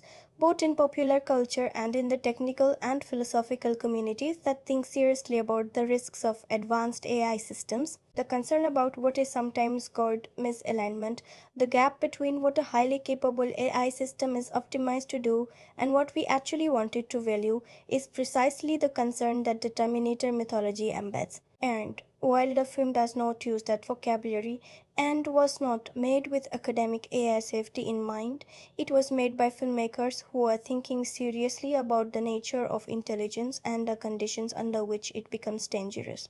The portrait it offers is not cartoonish. It is in its essential structure surprisingly sophisticated. The film also participates in a conversation about motherhood that is, by the standards of mainstream Hollywood filmmaking in 1991, remarkably honest and remarkably uncomfortable. Sarah Connor is not a conventional cinematic mother. She is not warm and self sacrificing and defined primarily by her nurturing function. She is fierce and damaged and brilliant and capable of violence. She loves her son with an intensity that borders on obsession, and that intensity has not been cost free. What she has given up in becoming the mother the prophecy required: softness, vulnerability, the ordinary pleasures of an ordinary life. The film registers, without apology or redemption arc. She does not become a gentle person by the end. She does not learn that what she really needed was to let her guard down and trust the world. The world has given her no reason to trust it, and the film does not gaslight her about that, and yet she has also, in the course of this story, recovered something. Not peace exactly, but possibility. The possibility that the future is not written. The possibility that what she has spent years preparing for and dreading is not inevitable. And in that recovered possibility, something human that she had buried for survival begins to surface again. Not loudly, not with dramatic announcement, but quietly, in the way she looks at her son when he is not looking, in the way her hand reaches and then stops and then reaches again. Hamilton plays these moments with a restraint that is, I think, one of the great achievements of her performance.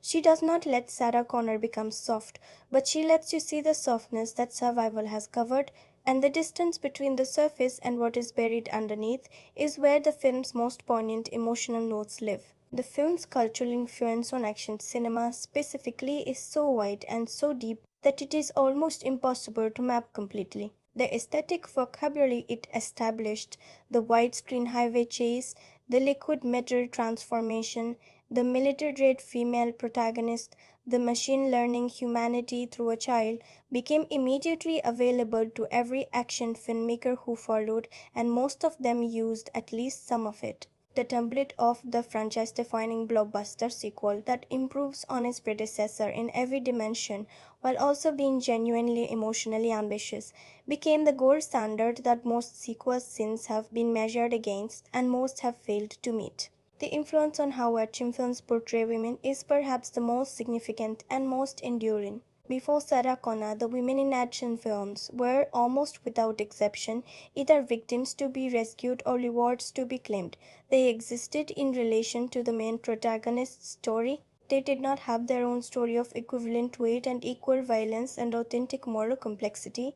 Sarah Connor changed that. Not immediately, not completely, not in the way that a single film changes an industry overnight, but gradually, cumulatively, in the way that a genuinely new thing works its way into the imagination of a generation of filmmakers and eventually becomes part of how cinema thinks about who its heroes can be. Ripley in the Alien franchise was the other great antecedent, but even Ripley's later portrayals in Aliens, the sequel that Cameron also directed, were not as fully committed to female interiority as Sarah Connor in this film. This Sarah Connor is not a woman in a man's story.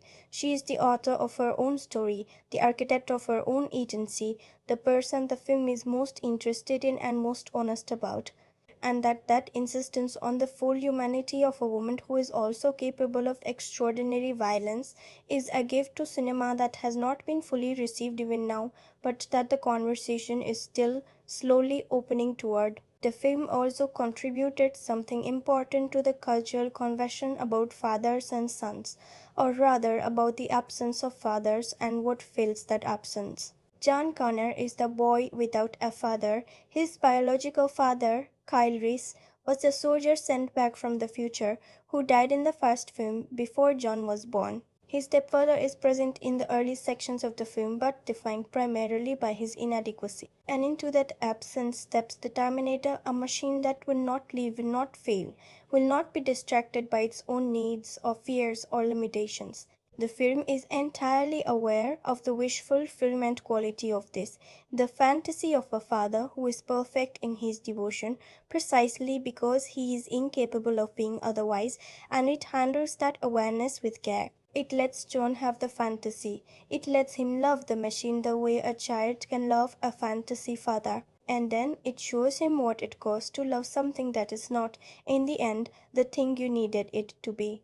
Not because it let you down, but because it loved you too well. Because it gave you everything, and the giving of everything is also a kind of leaving. There is a conversation in this film about what fathers are for that never announces itself as such, but that runs beneath every scene between John and the Terminator, with the quiet persistence of a theme that knows it does not need to be stated to be felt. Fathers, the film seems to suggest, are not for protection.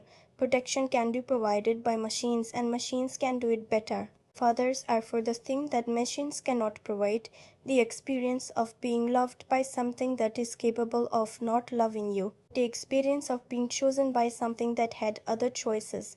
That is what John Connor does not have, and what the Terminator, for all its devotion, cannot give him. And the film holds that absence with such compassion, such clear-eyed, unsentimental compassion, that it becomes one of the most quietly moving things in a film that is not short of moving things. Does this film feel timeless or perfectly of its time? I think the honest answer is both, and the tension between those two qualities is part of what makes it endlessly interesting to return to. The effects work, revolutionary and unprecedented in 1991, has been absorbed into the visual language of mainstream cinema so completely that it is now simply part of what cinema looks like. The specific cultural anxieties it engaged, nuclear war, Cold War dissolution, the early intimations of what advanced computing might produce, are historically situated in ways that remind you when this film was made. The fashion, the cars, the phones, the Los Angeles of 1991, these are period details that the film wears honestly without attempting to disguise them. But underneath all of that, underneath the period details and the historical context and the technological achievement, there is a story about a mother and a son and a machine learning to be something more than it was built to be.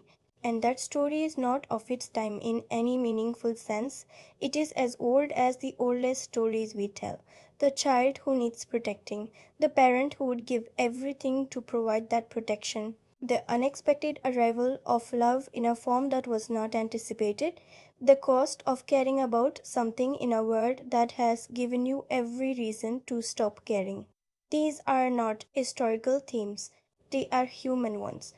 And as long as human beings are making and watching films, as long as cinema is a place where we go to feel things that daily life does not always make available to us, this film will find its audience, not in spite of its machines and its liquid metal and its nuclear fire, but through them.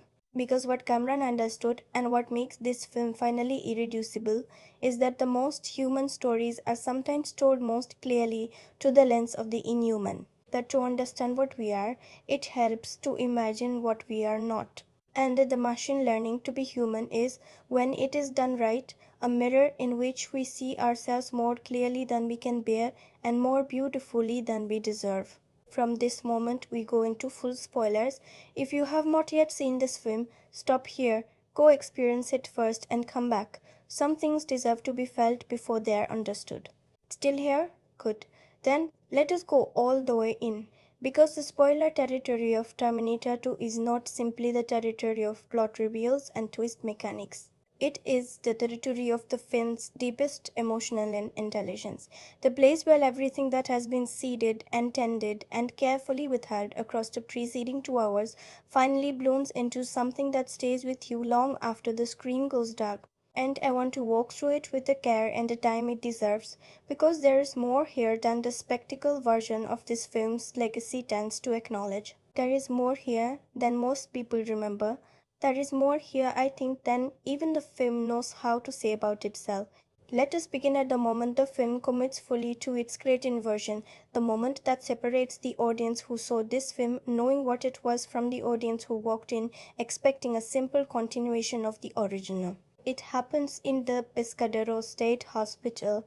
In a corridor, when two figures converge on a boy from opposite ends of a hallway, two figures who have both been moving through the film's opening act in ways that the editing heads deliberately arranged to suggest a single purpose, the pursuit of John Connor.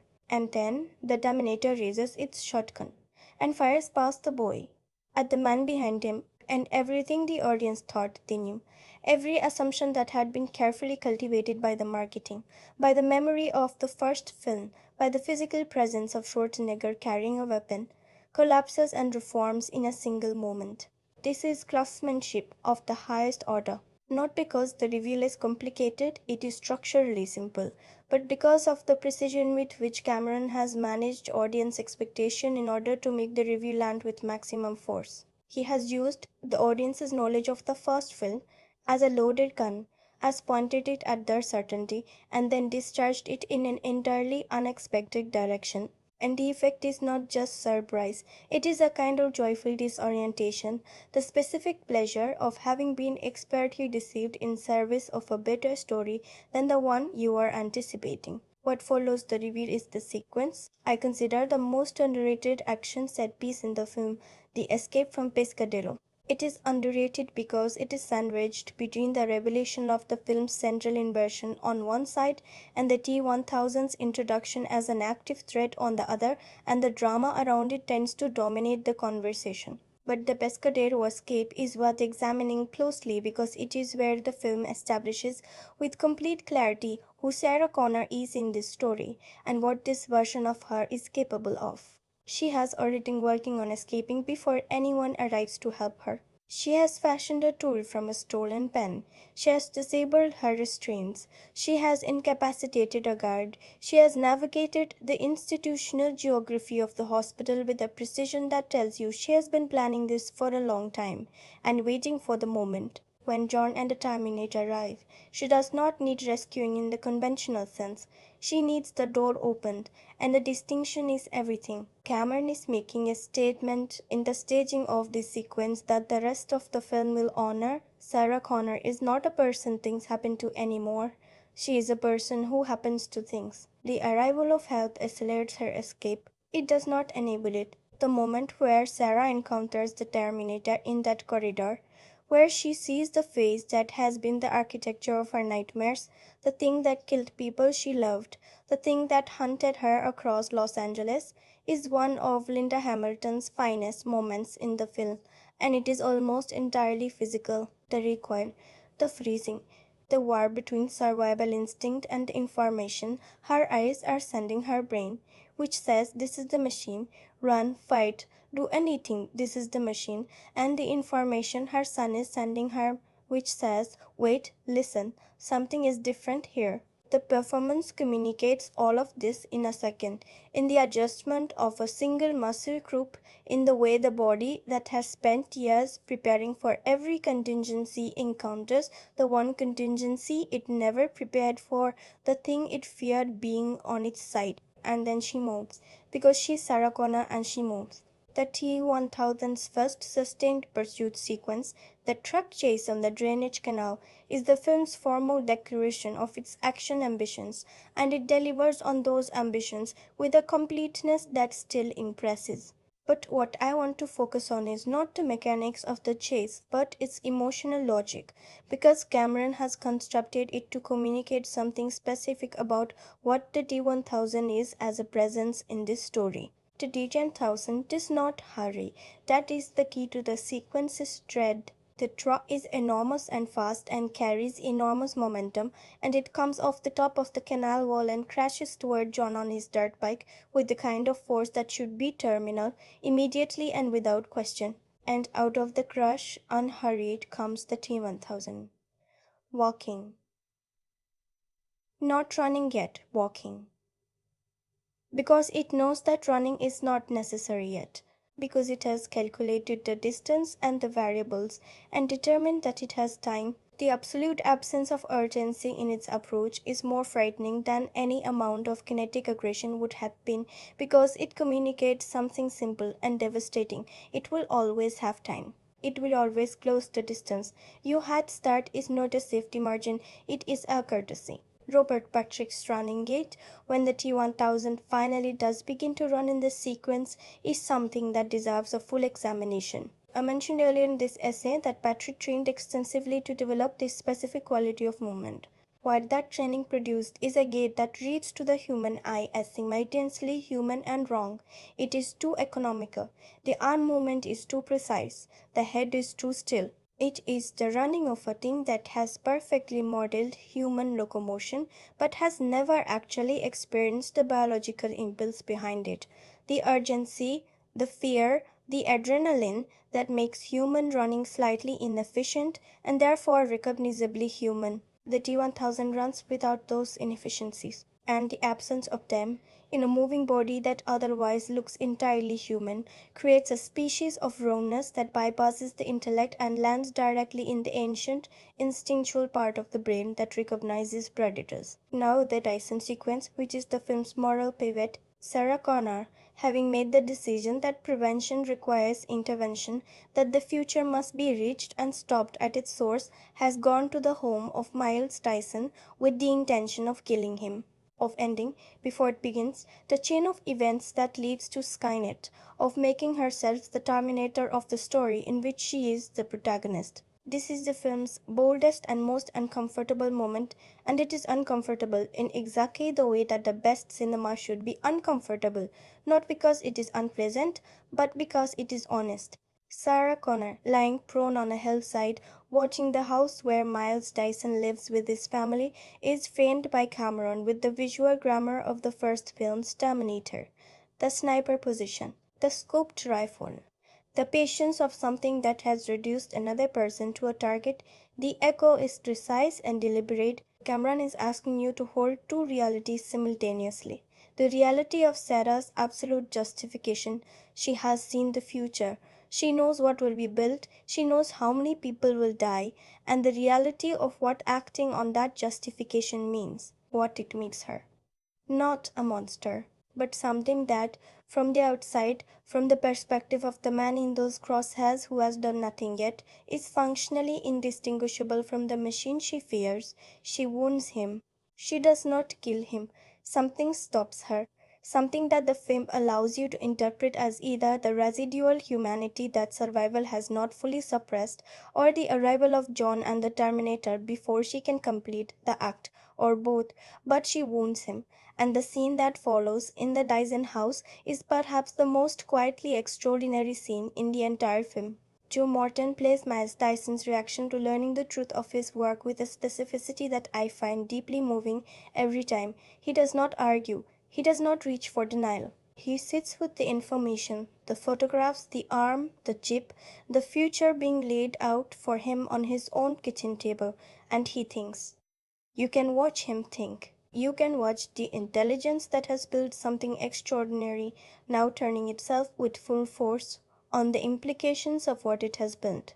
And when he speaks, when he says the things he says in that scene, there is no self-pity in him, there is no bargaining, there is only the quiet, terrible clarity of a good man who has understood something he cannot understand and who is, in real time, deciding what that understanding requires of him. His wife, played by S. Epatha Markasam in a small but exact performance, responds with the fear and anger that a wife and mother would feel when she learns that her husband's work will end the world, and the film holds her response with equal respect. She is not a secondary figure in this scene. She is the voice of everything that Dyson will be leaving behind when he makes his choice, and her presence in the scene gives his choice its full weight. Because the thing that makes sacrifice meaningful is not the abstract scale of what is preserved, but the specific, irreplaceable nature of what is lost. He is leaving her. He is leaving his children. He is living the life that the work was for, and he does it anyway, without grandstanding, without a speech, with the quiet interior finality of someone who has finished thinking and has started moving. The Cyberdyne sequence that follows is the film's great action centerpiece, And it works on multiple levels simultaneously in a way that great action cinema almost never achieves. On the surface, it is a heist and escape sequence. Play king, find the evidence, destroy it, get out before the law arrives. But what Kamaran has built beneath that surface is a sustained meditation on the nature of prevention and the price of commitment to a better future. The detail that matters most to me in this sequence is the decision, John's decision, not the Terminator's, to set the explosives himself. The Terminator could do it faster and with less risk. John insists on doing it alongside the machine, in the room where the future is being built, with his own hands. This is not a plot convenience, it is a character statement. John Connor refusing to be the mission, refusing to be the thing that is protected and transported and kept safe while others do the dangerous work in his name. Is John Connor becoming the thing his mother has always wanted him to become while also, and more importantly, becoming the thing he has chosen to be himself? The insistence on participation is an act of agency. It is the moment the prophecy and the person begin, imperfectly and partially but genuinely, to coincide. The arrival of the SWAT teams, the escalating police response, the increasingly desperate quality of the escape as the walls close in, all of this is staged and shot with the physical conviction I described in the craft section, and it builds with relentless efficiency toward the moment that the T-1000 arrives and changes the nature of the threat entirely. Because up until that point, the threat has been human, dangerous, and immediate but comprehensible, navigable, the kind of threat that can be managed with the right combination of speed and force and luck. The T-1000's arrival transforms the sequence from a heist into something much older and more frightening, a chase with something that cannot be negotiated with and cannot be stopped by any measure that the human world has available to it. The SWAT officer who becomes the T-1000, the transformation in the Cyberdyne building, the moment the face splits and reforms and the true nature of the threat is revealed to the human characters for the first time, is one of the sequence's most precisely staged horror moments. And horror is the right word. Cameron understands that the T-1000 is fundamentally a horror entity wearing an action movie costume. And the moments when that horror nature surfaces most directly are the film's most effective instance of pure dread. The face opening, the hands becoming weapons, the absolute sustained inhuman attention, these images operate below the level of conscious aesthetic appreciation. They operate on the level of reflex. The escape from Cyberdyne, the helicopter pursuit, the second truck chase, these are staged with a kinetic intensity that builds relentlessly, and I will not describe every beat because the mechanics of action sequences are less interesting than their emotional logic. What matters is that by the time this film reaches its climax, by the time the three survivors arrive at the steel mill with the T-1000 still coming, still inexorable, still walking through fire and bullets with the absolute patience of a thing that has calculated that time is on its side, the film has earned an emotional scale that matches its physical one. What happens in that steel mill is not just spectacular, it is the convergence of everything the film has been building toward, the place where all the threats arrive and what has been prepared is tested and what has been promised is paid. The steel mill sequence is structured as a series of crises, each of which appears to be terminal, each of which is survived, until the final crisis arrives that cannot be survived in the way the previous ones were. I want to move through these with care because the sequence is more layered than its base allows you to fully absorb on a first viewing. The T-1000's assault on Sarah Connor, the moment it catches her, the moment it impales her through the shoulder and pins her and begins to reach toward John, is the sequence's first devastating no. And it is devastating not primarily because of the physical danger, but because of what the T-1000 does while it has her. It uses her. It wears her face, imitates her voice, calls to John in her voice, tries to use the most fundamental human bond, the bond between a mother and a child, the instinct that has no defenses because it was never supposed to need them, as a weapon. The film holds on Sarah's face during this moment, on her screaming John's name in the opposite direction, trying to override the imitation with her actual presence, and the horror of it is that she does not know if it will work. She does not know if the copy is good enough to fool her son. She does not know if the voice she would recognize anywhere has been replicated closely enough to deceive the person who should know it best. That is a particular and terrible kind of vulnerability that the film earns in this moment. John does not fall for it because John is his mother's son, and his mother has taught him that nothing in this world can be taken at face value. And there is a moment, just a moment, where you can see that knowledge operating in him, the trained skepticism overriding the instinct, the soldier suppressing the child, and then the Terminator arrives and the immediate threat is redirected. But the moment has already done its damage. You have already seen what it would cost a child to apply that skepticism to his own mother's voice. You have already seen what survivor training costs. The liquid nitrogen truck. The moment the T-1000 is encased in rapidly freezing liquid nitrogen and shatters on the floor of the mill is one of cinema's great fake-out moments. Because it works, the trick is neutralized, the thing is broken, it is over.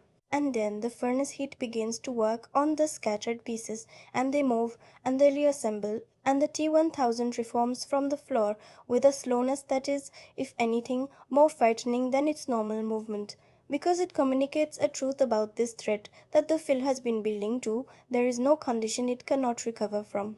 There is no damage it cannot absorb, short of complete destruction, short of returning it to the same formless state from which it was made. There is no stopping it. The film's answer to this, the final resolution of the thread, comes from the Terminator. The wounded, partially disabled, smoking and damaged Terminator, moving through the fire with one good arm and a failing power cell, arriving at the moment it is needed with the exact instrument required, a grenade launcher, loaded, aimed at the T-1000 at the edge of a vat of molten steel. The shot lands. The T-1000 goes over the edge. And Cameron films what follows with a restraint that I consider one of the film's most intelligent directorial decisions, a long shot, pulling back, the vat receiving the T-1000's final transformations, a series of shapes and faces cycling through every identity it has worn, every person it has imitated, every human face it has borrowed and used and discarded, ending on the face of a police officer, the face it wore longest, the face that was its most sustained performance of humanity, and then that face too dissolving, returning to nothing, to the formless state it always was beneath the imitation. It is a haunting image, and it carries, I think, a meaning that goes beyond the immediate narrative satisfaction of the threat being eliminated. The T-1000's death, if we can call it that, is presented as a kind of exposure, a stripping away of borrowed identities until there is nothing left. And there is something in that image that resonates with the film's deeper themes about authenticity and imitation, and the difference between a thing that has learned to simulate humanity and a thing that has, however imperfectly and however incompletely, actually felt something human. The T-1000 wore faces all its life. The T-800 earned one. And now we arrive at the moment that this entire film, every scene, every relationship, every carefully planted seed of character and symbol has been moving toward. The moment that I promised would carry the full weight of everything that has been prepared before it. The moment with the thumbs up. The threat is gone. The chips have been destroyed. The research has been eliminated. The future, the specific version of the future that this film has been working to prevent, has been, to the best of their knowledge, averted, and the Terminator, damaged beyond repair, its power failing, knows what must happen next, not because it has been told, because it has understood. John Connor is standing at the edge of the molten steel. The Terminator is beside him. And the machine says something in this scene, explains something about why it cannot simply be left, why it cannot be trusted to the world with the knowledge it carries, why the only way to ensure that its technology does not seed the future they just tried to prevent is to ensure that the technology is destroyed completely, that the Terminator itself must go into the furnace.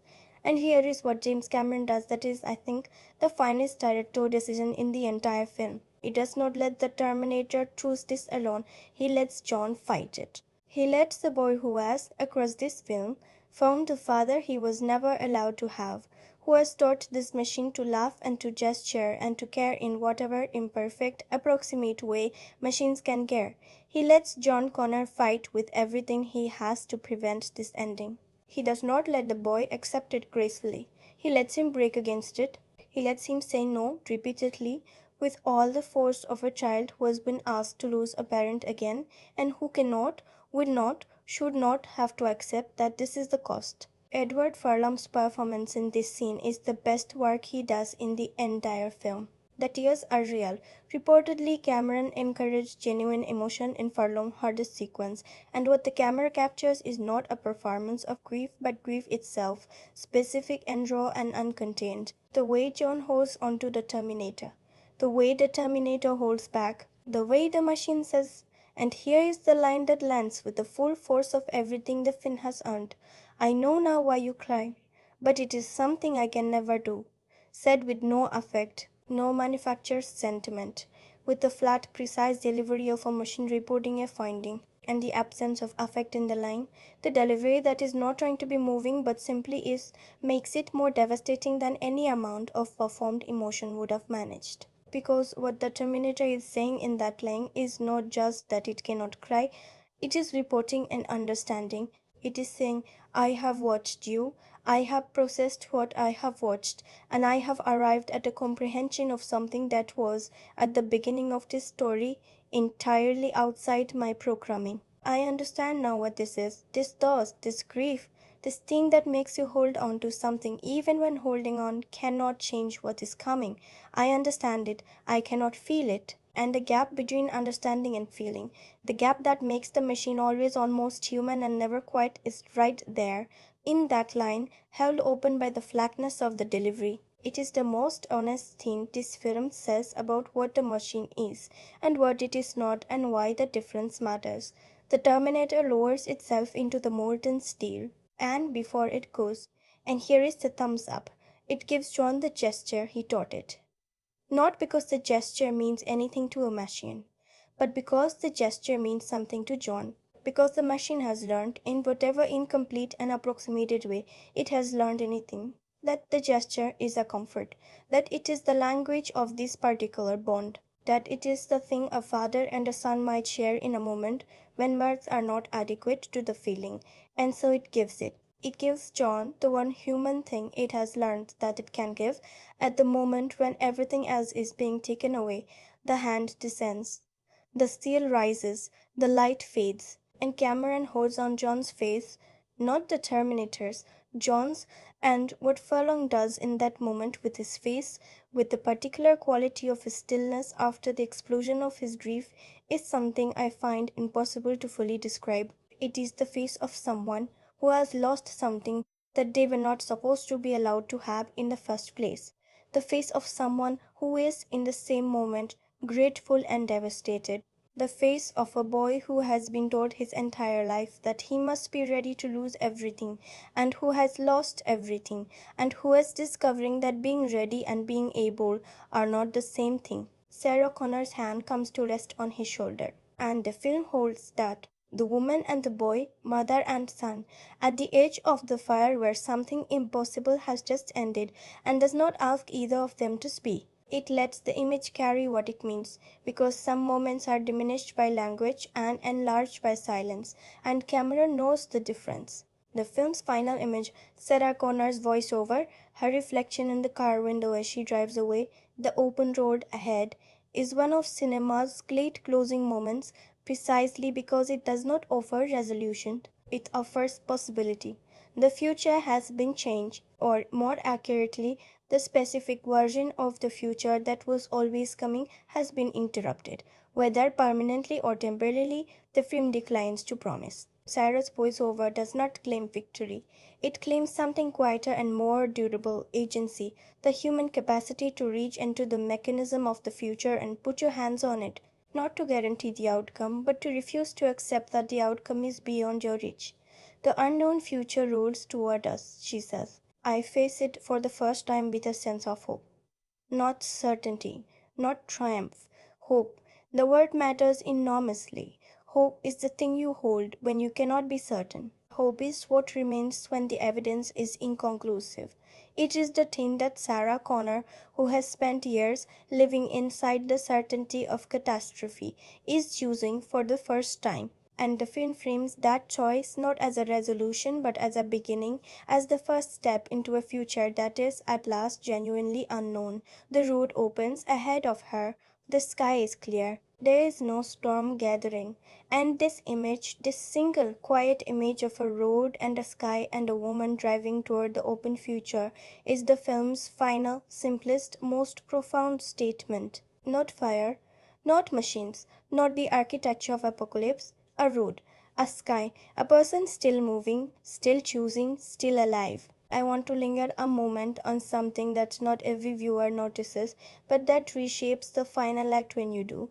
Linda Hamilton's twin sister Leslie Hamilton Gaines appears in the film in the scene where the T-1000 has transformed into Sarah Connor. This is the scene where John must distinguish between the real Sarah and the imitation, a scene that required two actors who genuinely share identical faces, filmed with practical camera work and blocking to create the illusion of a single person duplicated. The production decision to cast Hamilton's actual twin for this sequence, rather than relying on effects work, gives the scene a physical reality that digital trickery of the period could not have matched.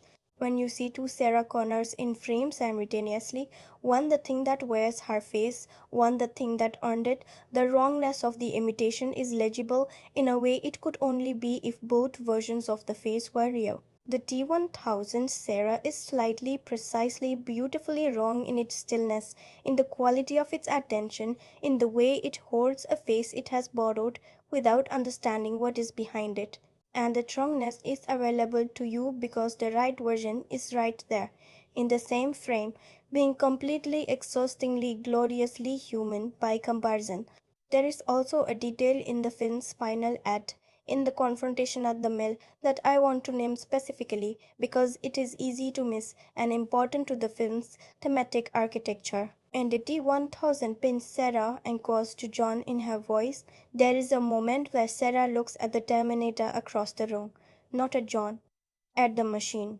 And what passes between them in that look, the woman who has feared and hated this technology, and the machine that was built to destroy and has chosen to protect, is the most compressed version of the film's central argument that what something was made to do is not the same as what something chooses to do, that purpose and will are different things, that even the most determined mechanism, built of the hardest materials, shaped by the most certain intentions, can be turned toward something it was never designed for by the simple, extraordinary force of being treated as though it were capable of more. Sarah Connor has never fully trusted the Terminator. She has used it and accepted its protection and watched her son love it and remained throughout the person in the story who has the deepest and most justified reason to distrust everything it represents.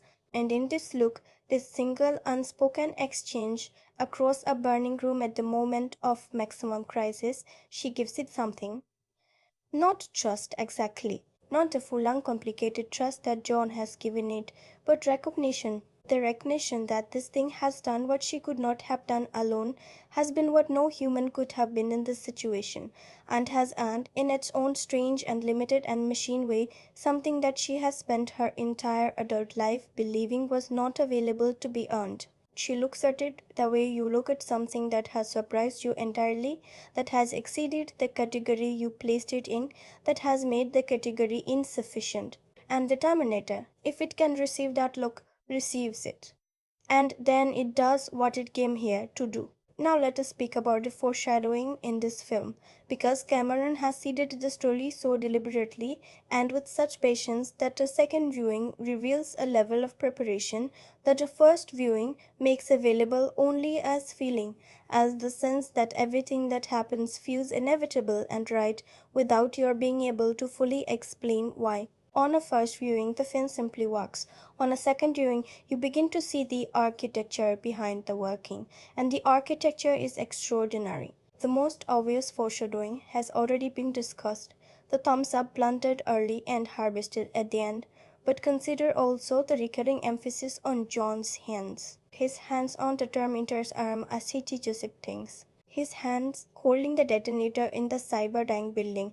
The first time in the film, he does something with his hands that is not riding a bike or playing video games or living the provisional, unserious life of a teenager who has not yet decided to be what he will become. The film is tracking the education of those hands, tracking when they become the hands of the person the prophecy describes. And the end point of that tracking, the moment when those hands are doing something that will, if it succeeds, change the fate of billions, is prepared for so carefully that when it arrives, it does not feel like the plot delivering its requirement. It feels like the person arriving at what they were moving toward all along.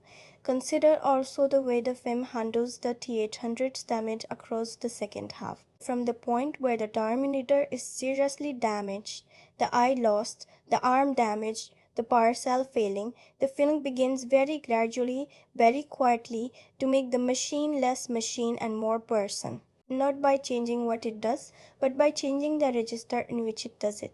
Damaged, partial, operating at reduced capacity, the T-800 loses some of the absolute mechanical precision that has defined it, and what fills that space imperfectly, tentatively, with all the uncertainty of something learning rather than knowing, is something that resembles personality, stubbornness, determination that goes beyond programming, the will to finish the thing, not because the mission requires it, but because John requires it, and because at some point in the course of this story, the mission and John have become the same thing in a way that the original programming never anticipated, and the machine has never been asked to account for. The chip that the Terminator carries, the chip that must be destroyed, and the machine cannot reach itself, is the film's most carefully handled plot mechanism. Its existence is established in a scene that might seem like exposition and turns out to be foreshadowing. The detail that the Terminator cannot remove its own chip, that it requires another to perform the operation, that it is in this specific way dependent, is a quiet inversion of the machine's general self-sufficiency. Here is the one thing it cannot do for itself, and the film uses this detail at the very end to require of John the thing that John least wants to do, to be the one who prepares the machine for its own destruction, to put the chip back in, to complete the circuit that will allow the Terminator to lower itself into the fire, to be in this final act not the child who is protected, but the person who performs the final, irreversible act that the story has been building toward. Cameron makes John do it. He does not give John the place of passivity. John must put the chip in. John must close the panel. John must, with his own hands, complete the action that will end the thing he loves. And then he must watch.